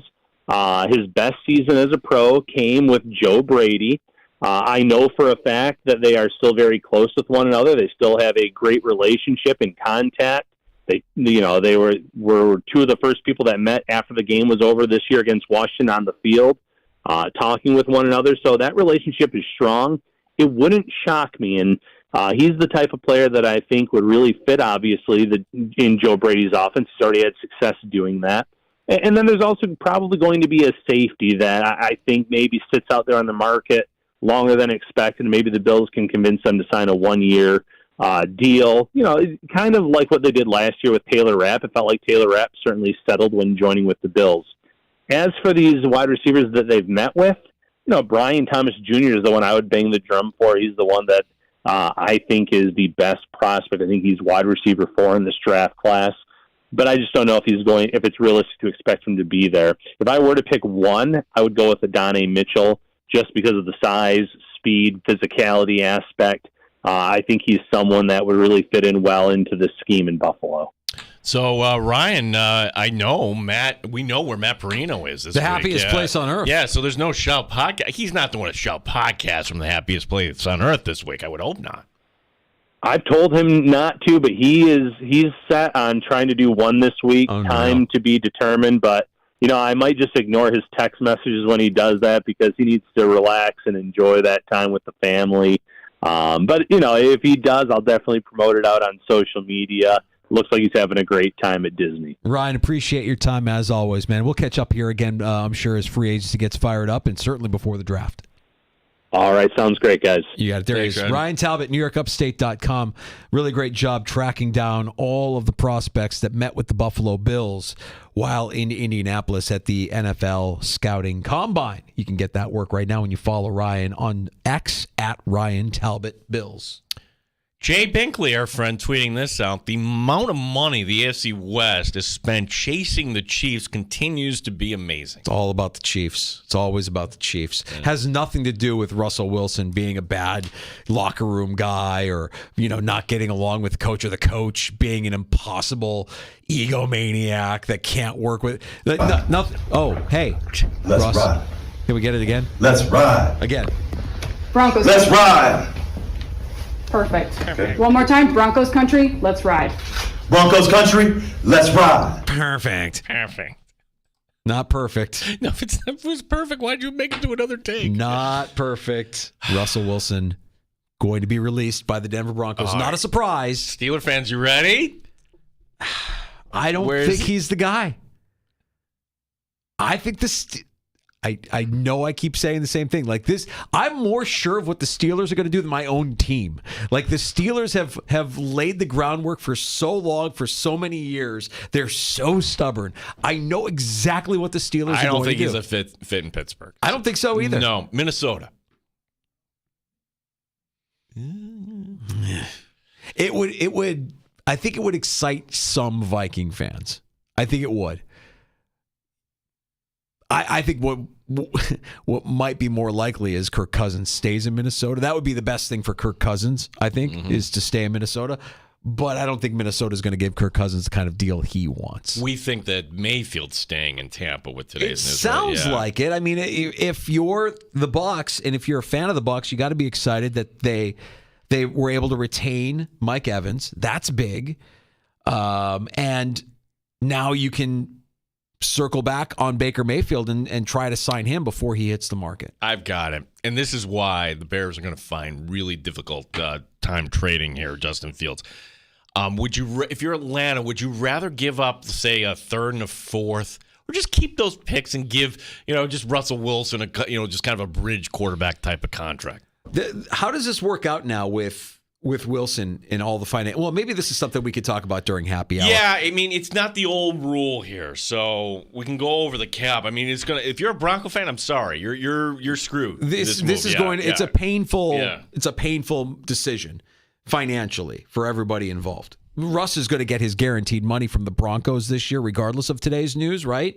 But it's not going to help the Broncos in terms of their cap situation here in the immediate future. We'll get to that and other news and notes from around the NFL as well. The Bills parting ways with Nyheim Hines is reported earlier today, and just an overall recap from the NFL Scouting Combine as well. Great stuff today from Ryan Talbot at NewYorkUpstate.com and Dan Fates from 13 Wham Sports and BuffaloPlus.com who joined us in the 3 o'clock hour. Your calls are welcome as well as we hit happy hour next at 585-866-4FAN, 866-4326. You're listening to The Sports Bar with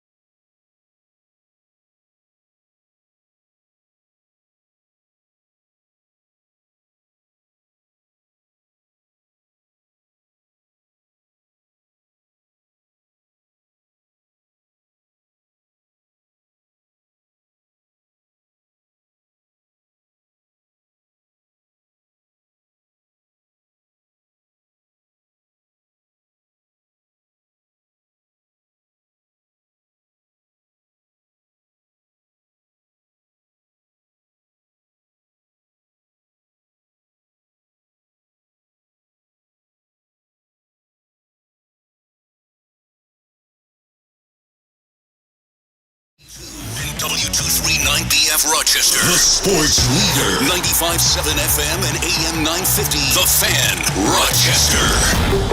Always live on the free Odyssey app. The Fan, Rochester, sports update. Top story today from the NFL news. Not unexpected news, but nonetheless, the Denver Broncos make it official. They are moving on from quarterback Russell Wilson.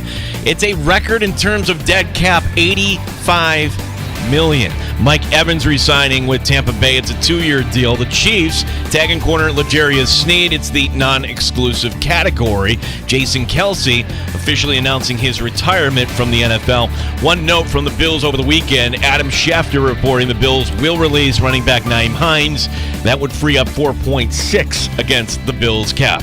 The Sabres fall flat in the third last night to Winnipeg, allowing 4 goals. Toronto is the next opponent on Wednesday. The Amerks are back in action on Friday. In fact, it's the only Friday, Saturday, Sunday stretch of the season coming up this weekend. Gene Battaglin, the sports leader, 95.7 FM and AM 950, The Fan, Rochester.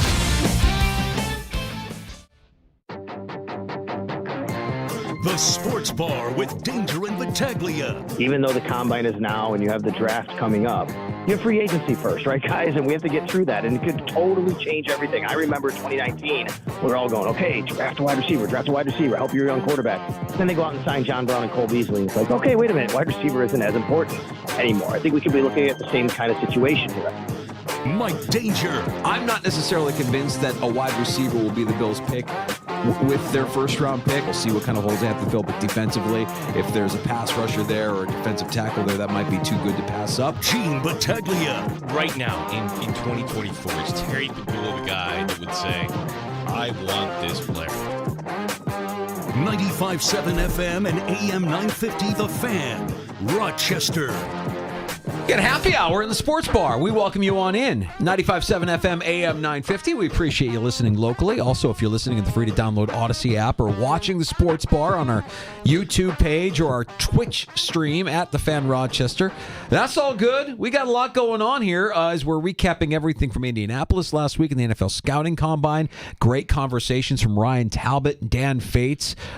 Fates, who was there at the Combine, talking to a lot of great people and getting a lot of insight on the Buffalo Bills and what they might do here with some of these prospects. If you missed either of those conversations, find them wherever you pod. Just search out the Sports Bar, and you'll get all of our guest appearances, Gino. I'd read Russell Wilson's letter online he posted for Broncos Country. It's 8 paragraphs long. Oh, too long. Come on, man. Tom, come on, get over yourself. Please, yeah. What are we doing here? But this is the way he wraps it up. Tough times don't last, but tough people do. God's got me. I'm excited for what's next. Number 3. So, yeah, it's always been about number 3, has it not? Number 3 before anything. Just the fact that you got to write all that. Like, hey, I want to thank everybody. I'm excited. That's all. I think, you know what? Russell Wilson is a Hall of Famer, right? I mean, he's got a good enough resume. He's done enough, and he shows enough. Like, he exudes what I think, you know, we romanticize, we want our guy, but he's so corny, and everybody sees through it, and everybody knows that this guy's a fraud, and he's all about himself before he's about anything. And when you even have your coach, you have Sean Payton coming in last year, we knew this was going to go badly when he said, Russ needs to worry less about Russell Inc. and more about winning football games. I mean, like, he didn't hold back at the beginning of the season. He challenged them, and eventually it just went south. And when they benched him with still a chance of making the postseason, it became very, very clear they were about to move on from a guy that they still owe a lot of money to. $85 million. So this is the way it's going to work. The rule was you couldn't do this, but it changed a few years back where you just designated post June 1st. So half the hit the Broncos will take now, half in 2025. They have to draft a young quarterback now, right? I mean, what are they doing here in Denver? That is just a mess. Where does Russell Wilson go now? And what I'm curious, this is the part that I'm just trying to learn now as we're getting this news this afternoon. What would the new team have to do? They have to give him a new contract, right? They'd have to give him a new contract, and then the way I understand it is the Broncos could get some relief next year against whatever Russ would make here. Okay. The guarantee. So, which team is willing to bring in Russell Wilson right now? And there are teams that are quarterback needy. There are teams that could benefit from Russell Wilson. I think Russell Wilson will always view himself as a starter. He's not going to view himself as a backup. But let's face it, I mean, if you're investing heavily in quarterback in the draft, Russell Wilson's job is going to be more about mentoring and guiding that person, or maybe even competing with that person for a starting job come week one. So which teams make the most sense in terms of Russell Wilson's next destination? If God's got him, where's God going to put him? I'd like to see him in Atlanta. I'd like to see any quarterback that was – they didn't have a quarterback last year. So to me, that seems like a safe landing spot. You look at the competition in that. All right, so Tampa's going to be okay, but they're really not a championship contender, let's be honest. New Orleans, nothing, in Carolina's crap. So to me, Atlanta seems to make sense.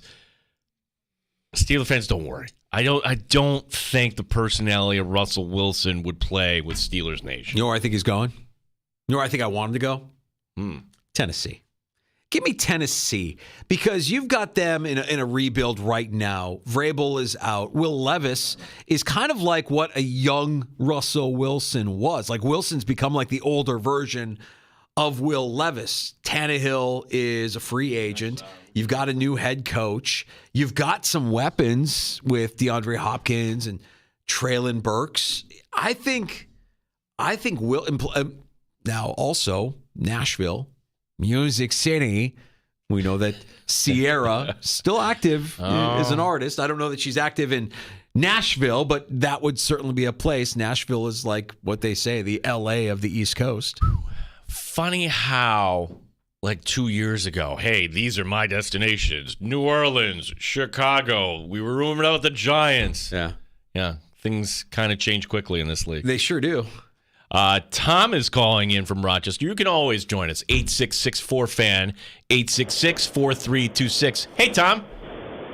Hey, guys. Love the show. Just wanted to chime in on the Russell Wilson decision by the Broncos. And I think what does it mean for Peyton? He's put all his chips in it, put him in the center. It's, he's going to get a grace period of a couple of years. I got a sneaking suspicion. The more I hear and I'm a Michigan alum and Michigan fan, I would not be surprised if he's intrigued by J.J. McCarthy out of Michigan. Coached by Harbaugh, exactly what he likes. Systems guy, knows how to move the ball around to the proper individuals on the proper reads. I think this is upward and onward for Peyton, because he looked at what he had in Wilson and said, there is no way I can win with this guy. I am literally better off going through 2 years of cap misery and coming out with my quarterback for my system. Yeah, thanks, Tom. We appreciate that, and thank you for the kind words. It almost feels like that's the only move that they've painted themselves into this corner where you really, with all that dead cap money, you can't go out and invest in a veteran guy. You can't go out and give Kirk Cousins what he wants in Denver. You would think that would be a more attractive option than a rookie quarterback, but if it is a prospect like a McCarthy, which I don't hate that at all, by the way, I think that would be a lot of fun. But is he your starter right away? Are you going to put him out there day one and ride out this window, this 5-year window that you have, this cost-controlled window with a rookie quarterback, knowing that everything that's around him might not be up to snuff because of all the dead cap money you've had to absorb with this Russell Wilson part of the It almost seems like the Broncos would be better off tanking, just kind of throwing it in. I don't know. Like, I like the McCarthy idea, except they're at 12. The team's ahead of him. Minnesota, do they need a quarterback? Yes. Jets at 10. That would be interesting. Atlanta at 8. I don't think the Titans would do that again. Giants certainly at 6. Yeah, if you have your guy, and we've seen this firsthand, obviously, if you have your guy that you love, you go get him. And it doesn't really matter the cost. If you feel like that's the guy you can work with, if you're Sean Payton, it's J.J. McCarthy, then it doesn't matter. You just go get your guy. And don't wait. Don't hesitate. Be aggressive and go get it. And that goes for Minnesota. That goes for any team that might be looking to make their move this year.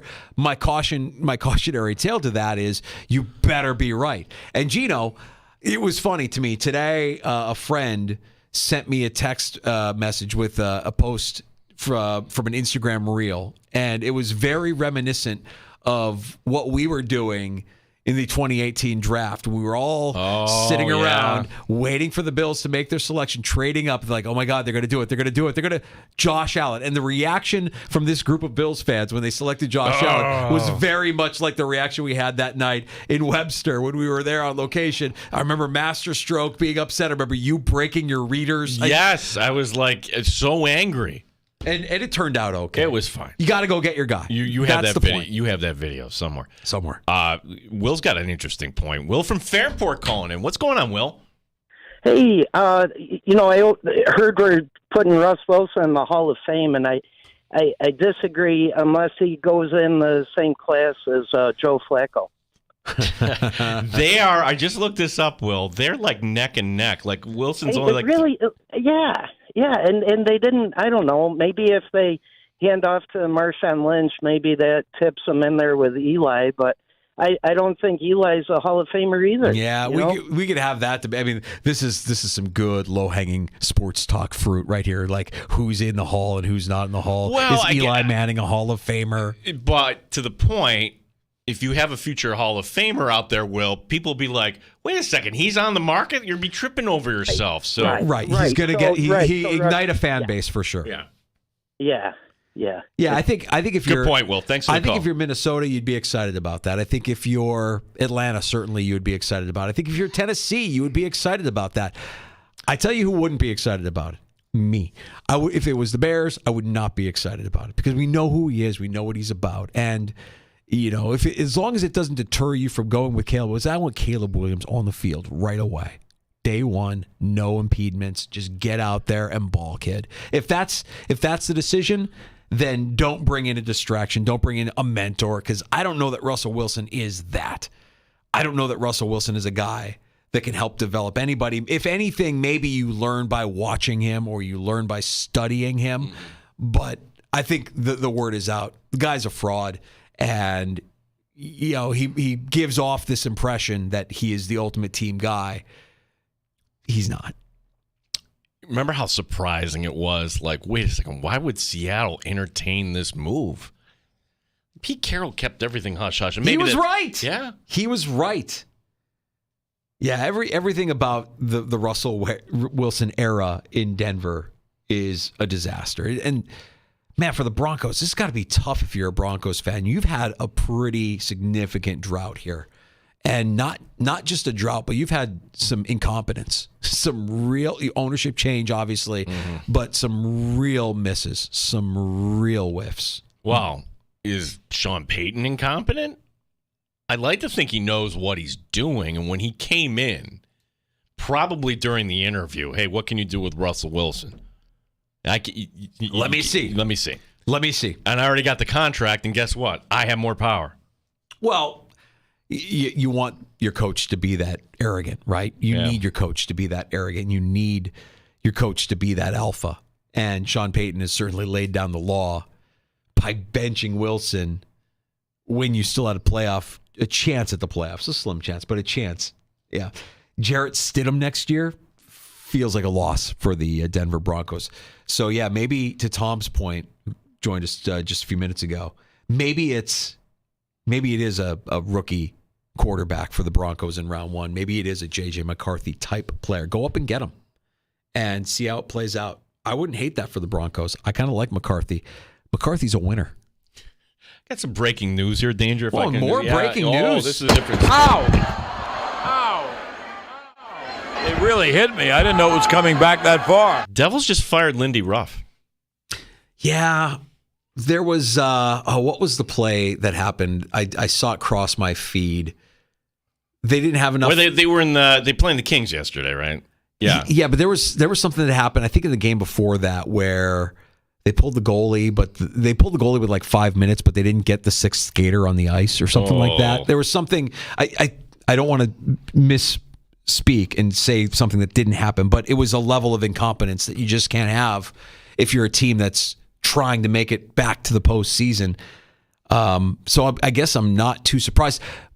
But what about the rest of the staff? Because one of our favorites is there. Yep. So let's see. Okay, so Chris Taylor and the rest of the staff are still on there. They promoted associate head coach Travis Green to interim head coach. Okay. I think it's newsworthy because there's a team, the Devils, that was fun, and they were playoff, and they aren't right where they were. And they do what NHL teams do, and that is fire their coach. It's okay. This is what happens in this league. It's not the league of stability. It's we went 2 hours and 20 minutes without mentioning anything. 2 hours and 20 minutes. Can I get the 2 hours and 45 minutes of my life back? I watched last night. I'm like, okay, you beat Vegas, and here we are, Winnipeg. Ooh, they look pretty good against this Western team, and then... I'll just say this. The outcome of last night's game and the game itself wasn't as interesting to me as who was in the stands for that game last night. You had scouts from 8 different teams: Boston, Chicago, Colorado, Detroit, Florida, Minnesota, Ottawa, and Tampa Bay, all at KeyBank last night. You had the Avs, you had the Panthers, both for weekend games, and you have the trade deadline coming up here. You have the trade deadline coming up, what, Friday? Is that the trade deadline in the NHL? So, you've got some interest here, and John Worrell put out a piece. Is like, hey, this could be the last week of Kyle Opozo and Zemgus Girgensons in Buffalo. And if that happens, I don't know that anybody's going to shed a tear. But, the classy thing would be like, oh, you guys have been warriors. You've been here through lean times. If you want the opportunity to go try and win a cup, let's see if we can find a team that would be interested in having you. But I don't want more. What I don't want is more prospects. I don't want more prospects. I'm done with prospects. Danger, I think that for whatever reason, it's not working. I just watched last night. I'm like, this team is not physical enough. They're getting pushed around. Well, they're kids. I mean, it's the excuse that you'll keep hearing because they're kids. All right, well, they don't have to be kids. You can go out and get some help. That's the problem. Like, we all wanted this just kind of bake, and then all of a sudden, poof, it's a Stanley Cup team. No, it's like, okay, we got to start from scratch again here. But power play goal last night was fantastic. It was great. It was fantastic. Peterka, 20 goals on the season. Fantastic. Like it wasn't like the effort wasn't a terrible effort. I mean, they just looked gassed at the end of the game. That third period, they just were outclassed by a better team. But the power play goal was magnificent, and I'm with you. If they were to invest in a little bit of muscle, a little bit of gristle, Opozo and Girgensons are veteran guys, but they're not that. They're not tough guys. There still is some element of you don't take liberties against a team. There's one thing I liked at the beginning last night where UPL gets run. Okay, you know what? Not so good. And the Winnipeg guy Appleton goes to the box. But then later, your top guy, Dahlin gets lashed. Like, what are we doing? There was no response from that? Did he not tell anybody? I saw Greenway at the end of the game, John, with Scheifele, and I think that they were aware of what happened, and there was some jawing going on, but nothing really came of that. You're right. Nobody called it. There wasn't, it was cheap. But look, guys, that's the NHL. Those plays happen all the time. But sometimes you will have somebody out. Okay, we're going to drop the gloves, or we're going to take your guy out now. That element seems to be missing from this team, and that's why this bothers me today. Not that I care about the Devils one way or another, but they recognize, hey, this ain't good enough. And Lindy Ruff brought us to a certain point, but you know what? We need a change.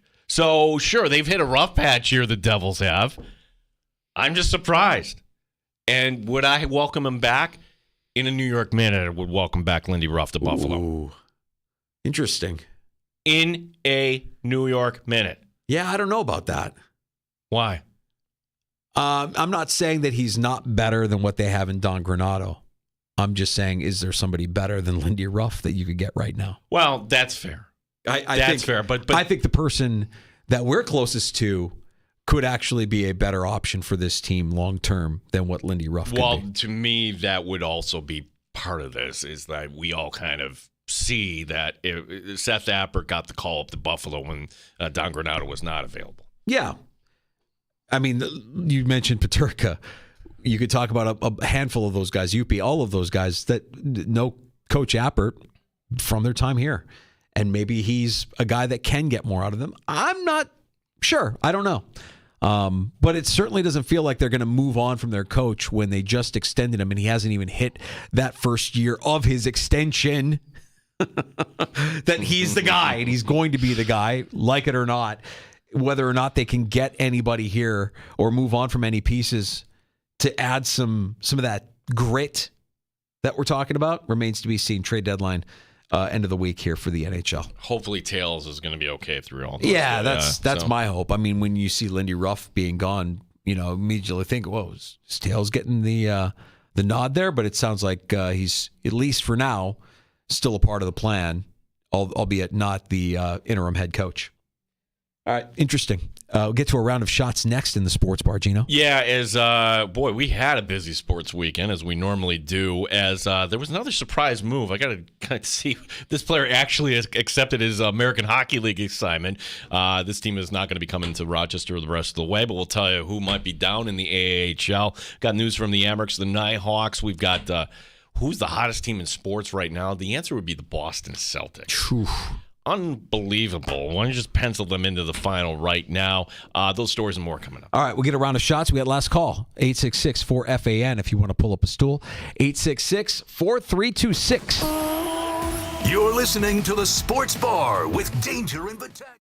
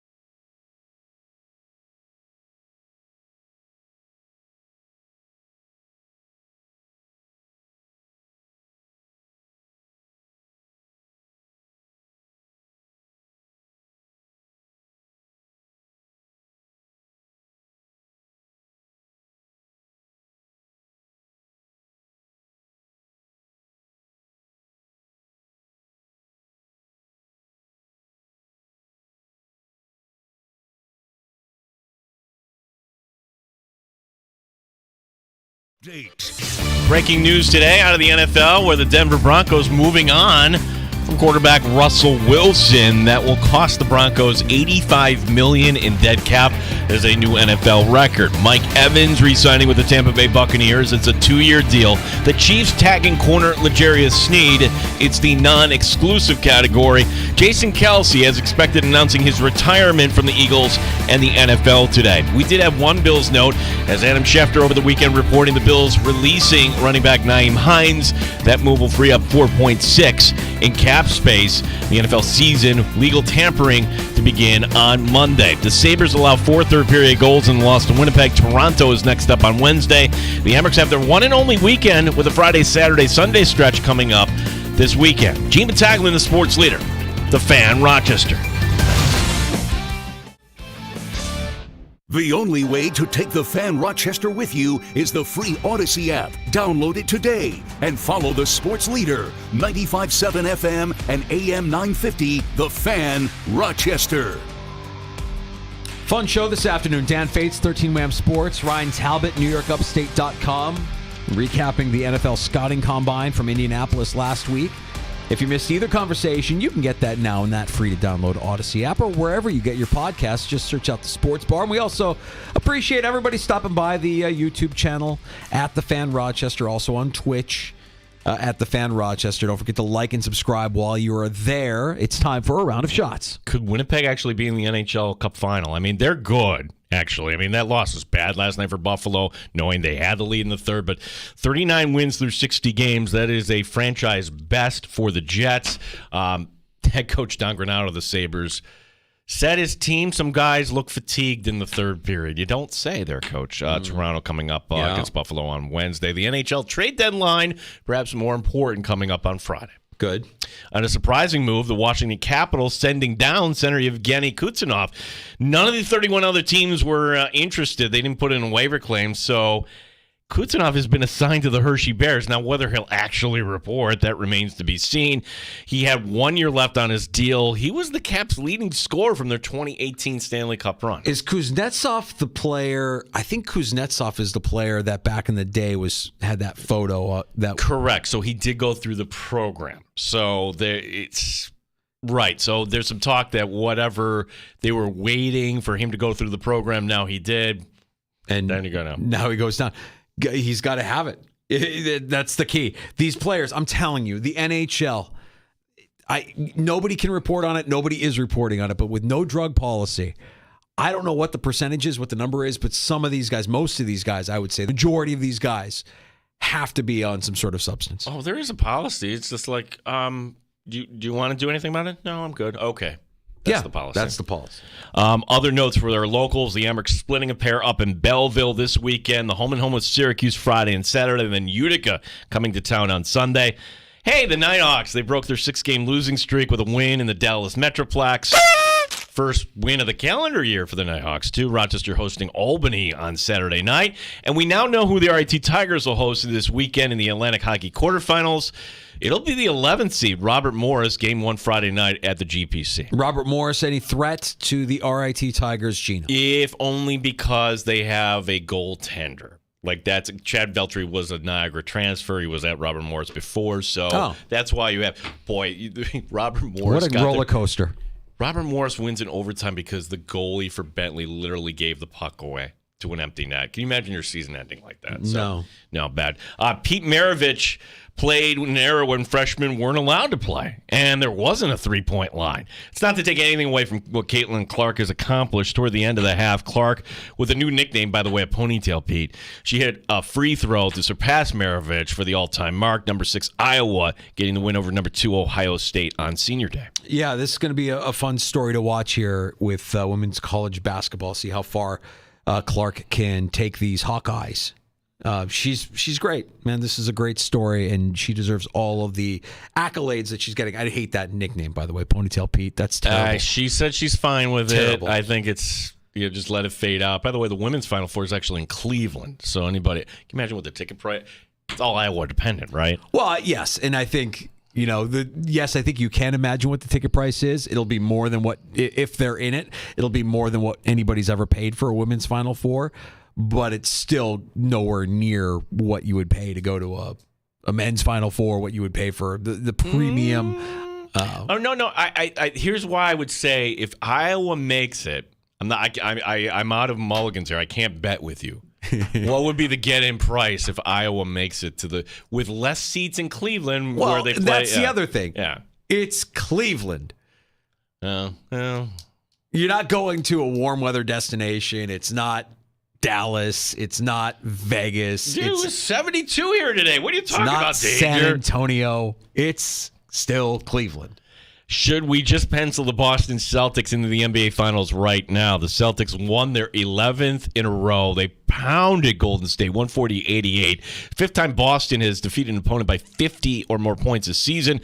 The Celtics are beating teams by an average of 22.1 points over their last 11 games. According to Elias, that's the best point differential over a win streak of at least 10 games in NBA history.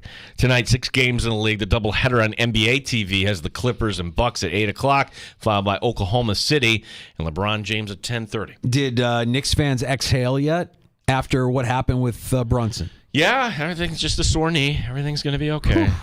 Because when that happened, Knick fan was gripping, talking nonsense, curses, all the stuff that we always hear. I just found it funny, and they still won the game in Cleveland. Yeah, that's right.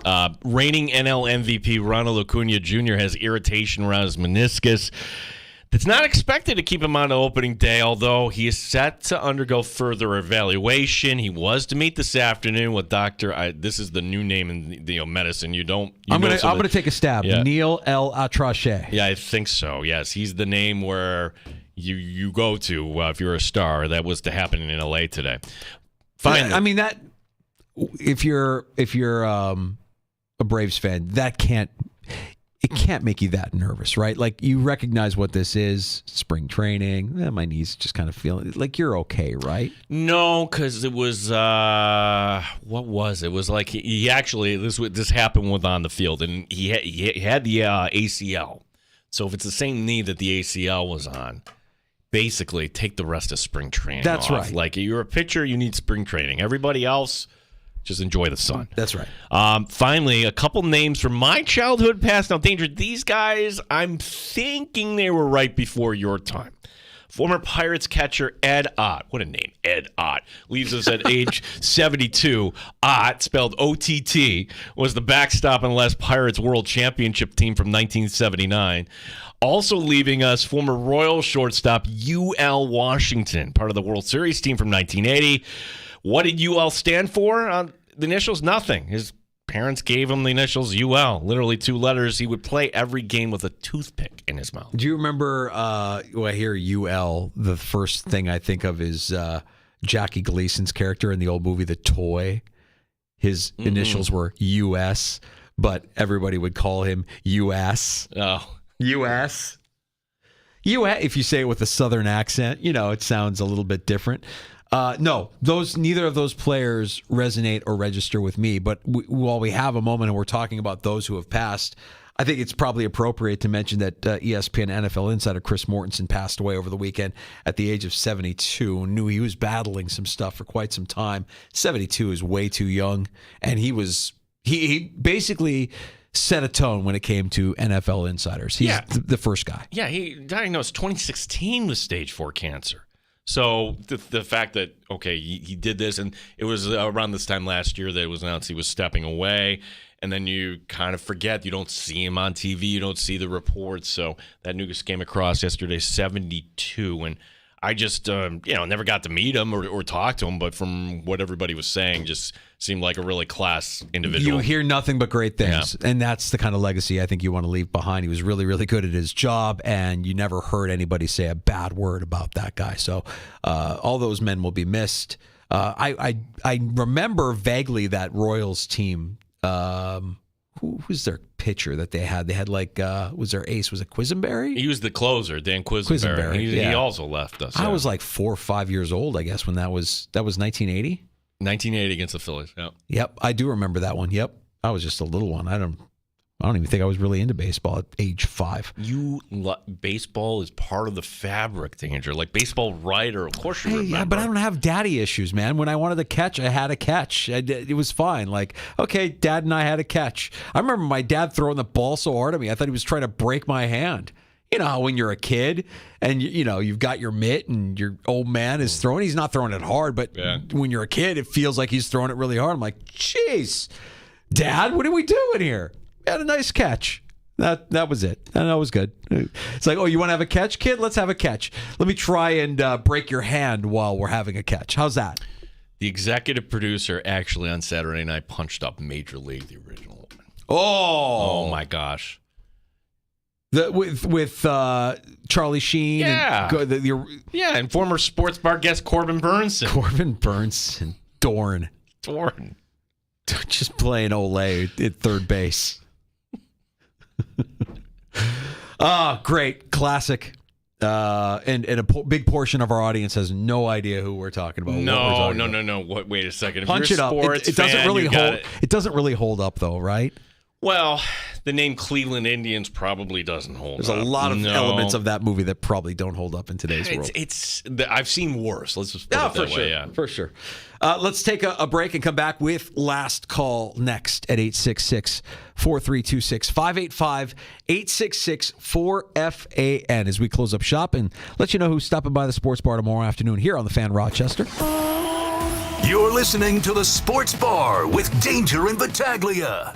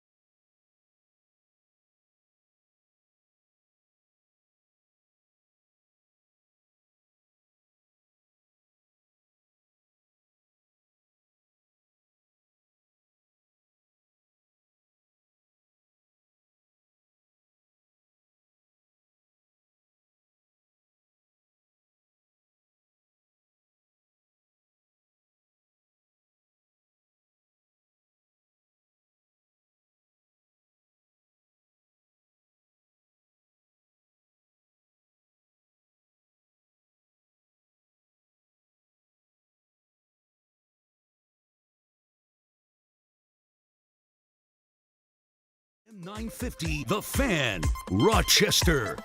All right, you're back in the sports bar. It's last call at 866-4FAN, 866-4326. If you're just joining us, Russell Wilson will be released by the Denver Broncos. And this was brought up by Warren Sharp online, and it begs the question, how is Broncos GM George Payton still employed? He gave up 2 firsts, 2 seconds, a 5th rounder, 3 players, a 4th rounder, all to get Russell Wilson. Then he gave Wilson a $242 million contract. He got 2 years of Russ, losing seasons in both, and now $85 million in dead cap. He also took a swing with Nathaniel Hackett as his head coach 2 years ago. We know how that ended up. And guys like Mike McDaniel and Brian Daboll actually, got hired by teams that have made it to the postseason since they got hired. How is he still employed? I can't answer that. Probably he got a little bit of runway because the ownership was in flux there. But once the new owner came in and once Sean Payton, this should have been the year to bring in a new general manager under Sean Payton. I just wonder with these aliens, these billionaire owners, if they're so out of touch with their investments that they're just like, well, it's okay. We're still making money. We're still printing money. It does, our investments look good on paper, but the guys that are running things are just running it into the ground in terms of the actual product. I ask you a question. If you had to name a pro sports franchise that has been tarnished, and I would say, gosh, in baseball, the example would be the Baltimore Orioles. For years, they were making the playoffs, everything else, and then new owner comes in, and now they're a joke. Now they're coming back, which is great. But in the NFL, I think the answer is the Denver Broncos. They haven't made a playoff game since Peyton Manning walked off the field. That's crazy. They haven't even been close. It's close to home for me, and it's the first thing that came into my mind. It's the Bulls in the NBA. The Bulls were, so proud with Jordan, and they just have shown that they can't. It's funny. They had the 1 year with Derrick Rose. Yeah, and that's as good as it got, and that's as good as it's been. They can't get over. They're kind of a laughing stock, which is sad. Is there another team in the NFL? You mentioned the O's. I got the Bulls. What about an NFL team? It's got to be Denver, right? It's got to be Denver, but what about New England? Could be New England. Could be New England. Yeah. Could be New England. Well, it really hurts to say that, too. Ouch. Ouch. Ooh. Ah. You're not going to be good for a while. Ooh. I don't know how are they going to do it? They can't hear me right now because they've got all those rings in their ears. Right? Yeah. But they understand. I think Patriot fan. When we talked to who was it, Fitzy from EEI when he came over, he's like, "Hey, look, this is our pact. We signed the deal with the devil. We kind of know where we're at. We had all those great years. We didn't take them for granted. Now we're ready to suffer a little bit. We're ready for the pain, and that's what they might have in front of them." If you missed this morning, if you missed our guest this afternoon, Dan Fates, 13 Wham Sports and BuffaloPlus.com. He was fantastic, recapping his time from Indianapolis, his time speaking with some of lots of big names there in Indianapolis that Fatesy and Catalana got to speak to. Ryan Talbot was also awesome in sharing some of his findings, his prospect tracker and who the Bills have taken meetings with is live at NewYorkUpstate.com. And yes, it is as wide receiver heavy as you would hope it would be if you're a Buffalo Bills fan. Yeah, I think it's the point, Danger, where, I like him. I would like him too. I would like him. If the Bills want Ladd McConkey, 28 seems too rich. You're talking to me right now. Okay. You're talking to me. General Manager Danger Bean here. Mm-hmm. Danger Bean, are you selecting Ladd McConkey at 28 or are you trading down? Because I don't think you can wait until round 2 to draft him. I'm taking him. Because if I don't, Kansas City will. Kansas City might trade up. Does that make you nervous? Yeah, but I I have a feeling Kansas City is going to go with it. Like, this feels like it is one that much better than the other. Like, in hindsight, you could look at what McDuffie has done versus what Elam has done, and you could be like, yeah, one is definitely better than the other. And you scooped him. Is A.D. Mitchell going to be that much better than Ladd McConkey? Maybe, maybe not. I'm just enamored with the prospect because of the AB comp. That's the biggest thing. Like, when I heard Antonio Brown. When I heard a comp to Antonio Brown's game, I'm like, ooh, that's the kind of player that Brandon Beane wants on this team. He wanted Antonio Brown. He couldn't get him. He got Steph Diggs. Ladd McConkey feels like that kind of receiver. Separation guy. Danger, I think if you were spending a first-round receiver, it's not to be the complement to Diggs.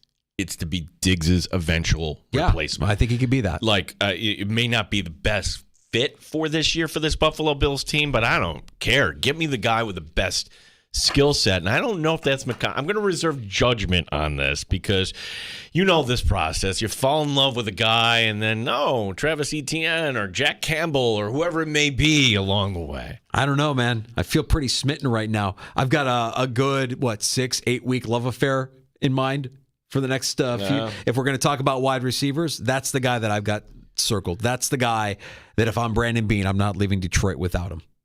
And I think it is also telling that they met with him at the Senior Bowl, but didn't meet with him in Indianapolis, which tells me they either know all they need to know and they love the guy, or they know all they need to know and they don't love the guy.